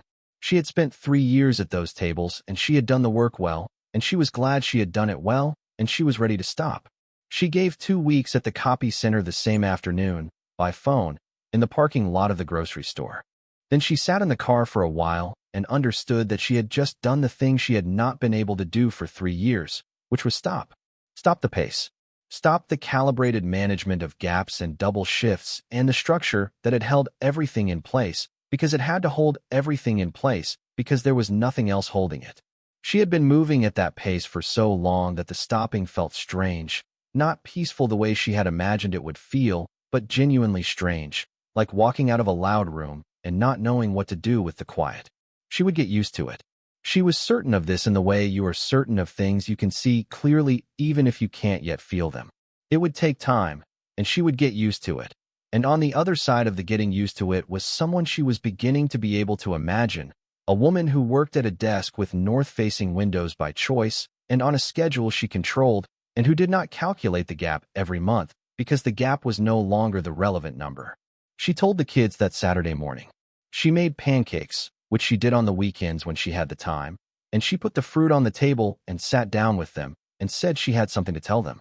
Lily looked up from her book, which she had brought to the table in the usual way that Nora had given up discouraging years ago. Sam was already eating, fork in each hand in the inefficient manner of a 6-year-old who found the conventional grip limiting. Nora folded her hands on the table and looked at them both for a moment before she started. She looked at Lily's face, which was the face of someone who lived inside books and came out of them occasionally for meals and conversation, and who had her father's eyes and Nora's particular quality of complete attention when the complete attention was warranted. She looked at Sam, who was eating with full concentration and had maple syrup on his chin, and who would be 7 in August, and who had learned, this past month, to float on his back in the swimming pool in the way he had been trying to learn for 2 years. She told them that Aunt Maren had left them something that had taken a while to understand and figure out, but that was now fully figured out, and that it meant their lives were going to be different in some ways going forward. She did not say the number. They were too young for the number to be anything other than an abstraction, and abstractions did not serve children who needed the concrete. She had thought carefully about what to say and had settled on the things that would mean something specific to each of them. She said, "We're going to move into a different house, a bigger one, with a yard." She said, "Lily, you can go to the school with the reading program you saw, the one you showed me the video about last fall." She said, "Sam, you can take the swimming lessons. Not just for the spring. You can take them as long as you want, until you can swim anything in that pool you decide to swim." She said, "And I'm going to be home more. A lot more. Which means we're going to have more time together, all 3 of us." Sam put down both forks simultaneously and raised both hands above his head, which was his full-body expression of maximum satisfaction. The maple syrup on his chin caught the morning light. Lily did not say anything immediately. She sat with it for a moment the way she sat with everything that required sitting with, which was most things. Then she said, "Is this because of Aunt Maren and the key?" "Yes," Nora said. Lily thought about this. She had noticed the wooden box on the kitchen table in the weeks after the funeral, had never asked about it directly, which for an 8-year-old constituted a specific kind of restraint. She looked at her mother with the careful, assessing look she used when she was taking something seriously. Then she said, "Did she know she was going to give it to you?" "She planned it for a very long time," Nora said. "Since before I was born." Lily considered this the way she considered things, which was thoroughly and in some order only she was aware of. Then she said, "She must have really known you." "She did," Nora said. The truth of it, sitting in that kitchen with the pancakes on the table and the fruit in the bowl and Sam's hands still raised in triumph, and Lily's eyes holding that careful assessment, pressed behind Nora's sternum in the place where she had always kept the stone of fear and love together. The stone was still there, but it had shifted again, the way it had shifted in the Meridian private room, the way it kept shifting as the shape of things changed around it. It was the same stone, carrying the same weight, but the weight was different now from what it had been, and she thought it would continue to be different, changing as she changed, which was how the important things worked. She did not cry at the kitchen table. She refilled Sam's orange juice and put more fruit on Lily's plate and finished her own pancakes. And outside the kitchen window the Caldwell Street morning went about its business, and nobody on the street below knew that the woman in the second-floor apartment was sitting at her table having a conversation that was going to be the beginning of the rest of her children's lives. She found the house in the 3rd week of May. It was on Birchwood Lane, which was in a part of Ridgecrest she had driven through but never lived in, a street with older houses and good trees and the particular neighborhood quality of a place where people had stayed long enough to know each other's names. The house was 4 bedrooms and had a backyard with a pear tree in the corner and a small porch off the kitchen that faced west and would catch the evening light in the summer. It needed some work in the kitchen and the upstairs bathroom, but the bones were solid, and the rooms were full of afternoon light. And there was a space above the garage that had been finished as a studio at some point in the house's history, with north-facing windows and a concrete floor, and the particular light that studio spaces had when they had been built by someone who understood what working light needed to be.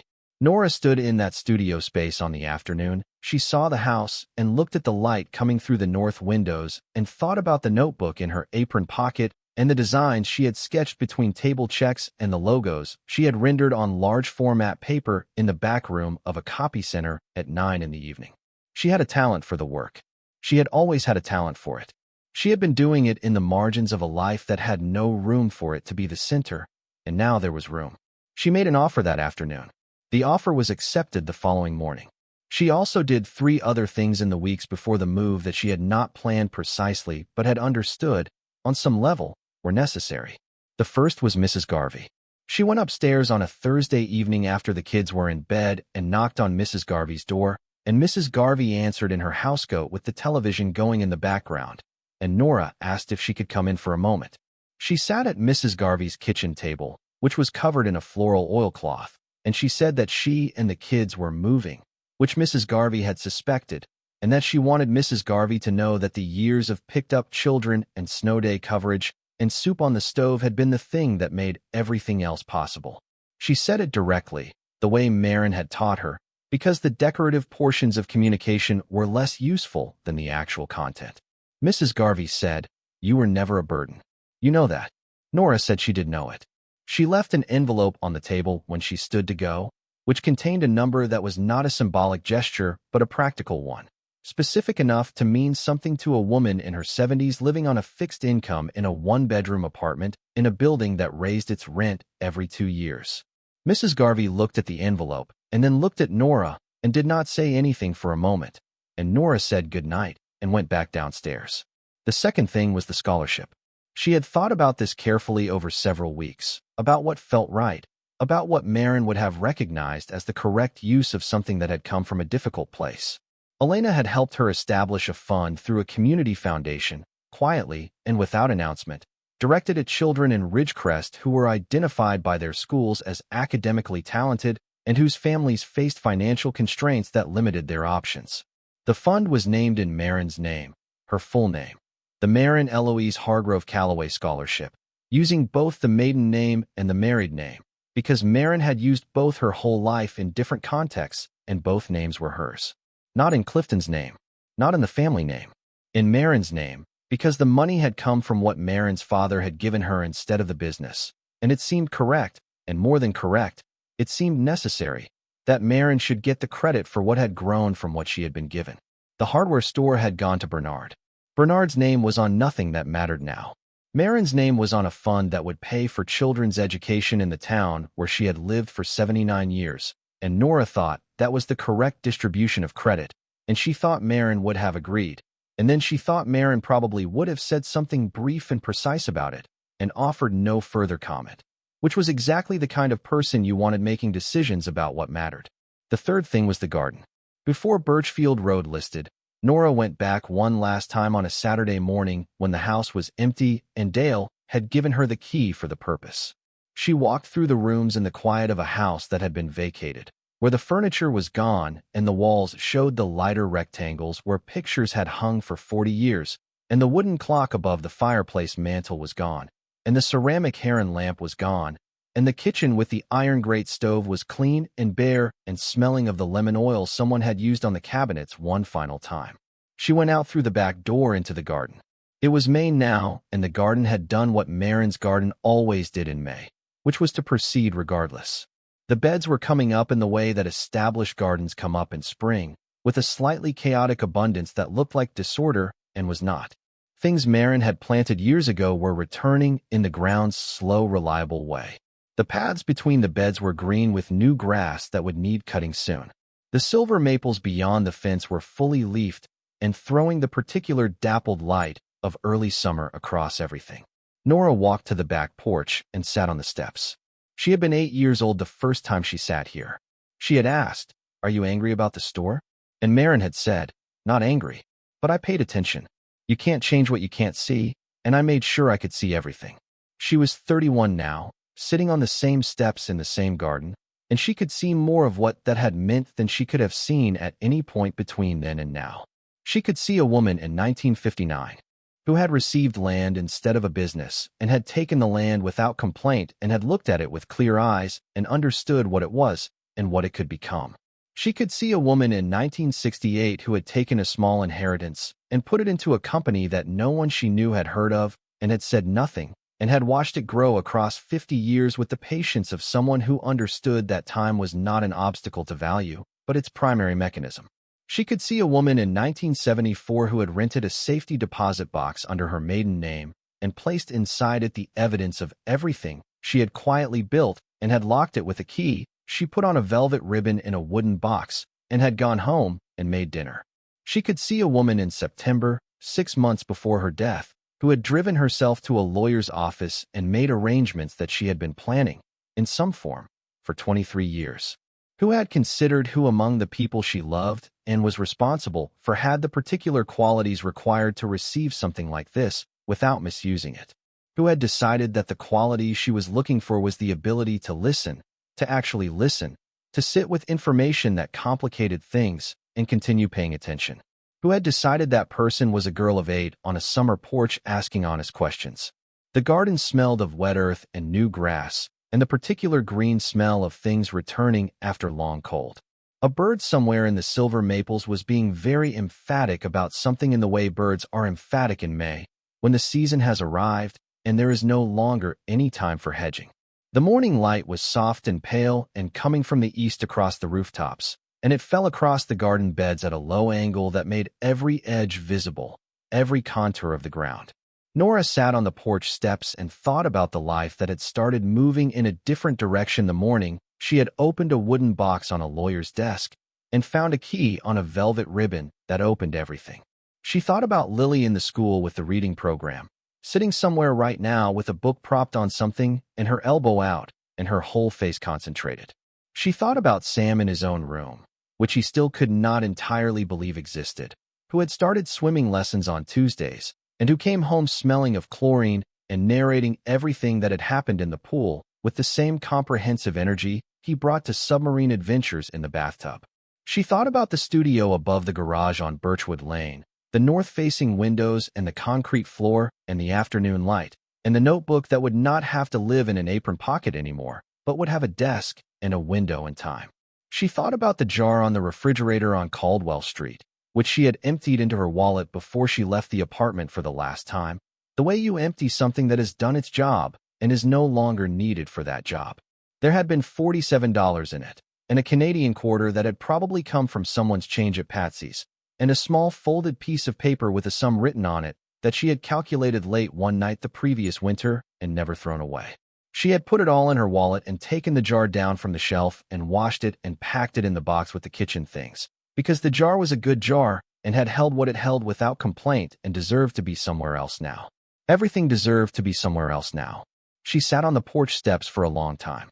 The bird in the silver maple had finished making its point and moved on to a different tree, and the garden was quiet for a moment. And then the wind moved through the maple leaves in a long, slow wave that sounded like the beginning of a word you already knew. She had learned something in the months since the wooden box, something that she was still in the process of learning and would probably continue to learn for a long time, because it was not the kind of thing that arrived all at once but the kind that came gradually, in pieces, through the accumulation of ordinary moments. She had learned that patience was not the same as waiting. Maren had not been waiting. Maren had been paying attention, which was an active thing, a sustained and deliberate thing that required its own kind of energy and its own kind of courage. She had looked clearly at a world that gave her less than she had earned and had not raged against it or surrendered to it, but had worked within it with extraordinary precision, had built inside its constraints something that outlasted the constraints themselves, and had passed it forward to someone she believed could receive it fully. To receive something fully was different from receiving it gratefully. Gratitude was the easier part. The receiving was the work. To take what had been kept and understand it, and carry it without either squandering it or being flattened by it. To let it change your life without letting it replace the person your life had made you. To hold it the way you held something that cost someone 60 years to protect and deliver. That was the receiving. Nora was still in the middle of that work. She would be in the middle of it for some time. She thought that was probably correct. The things worth receiving were usually worth spending a long time understanding. She thought about something Maren had said once that she had not thought about in years. They had been in the kitchen, pressing pie dough, and Nora must have been rushing the process, because Maren had put a hand over hers and slowed it, and said, "The work tells you when it's ready. You don't tell it." She had been talking about the butter, about the temperature, about the specific feel of dough that had been worked the right amount and not too much. But she had not only been talking about the dough, because Maren was never only talking about the immediate thing when she could be talking about something larger at the same time. The work tells you when it's ready. Nora sat on the back porch in the May light, and the garden came up around her in its own good time, and the silver maples stood over everything in the way they had stood for 40 years, and she understood. She stood up from the porch steps. She looked at the garden one more time, at the beds coming up in their deliberate disorder, at the paths that Maren's footsteps had worn into the ground across 40 years. Then she went inside through the kitchen and through the living room and out the front door and down the walk and got in her car. The drive from Birchfield Road to Birchwood Lane was 12 minutes. She had driven it several times now, during the closing process and the inspection and the walkthroughs, and she knew the route, but she did not drive it yet. She sat in the car in front of the house on Birchfield Road and looked at the silver maples, which were in full leaf now and throwing their good shade across the front porch, and she thought about everything that had happened in this house over 100 years and everything that would not happen here now that the house was changing hands. And she said goodbye to it the way she had said goodbye to it before, without words, which was the only way she knew to say it to a place. Then she started the car. The drive across town took 12 minutes, and she took it slowly, through the old downtown, past the Meridian branch on Commerce Street where the storage room in the back held numbered boxes full of other people's patients, past the copy center on Elm where the large format printer was probably running someone else's afternoon job, past Patsy's, which was between the lunch rush and the dinner crowd and had its lights on in the way it always did in the mid-afternoon, the particular warm light of a diner in the hours when it belonged to no one.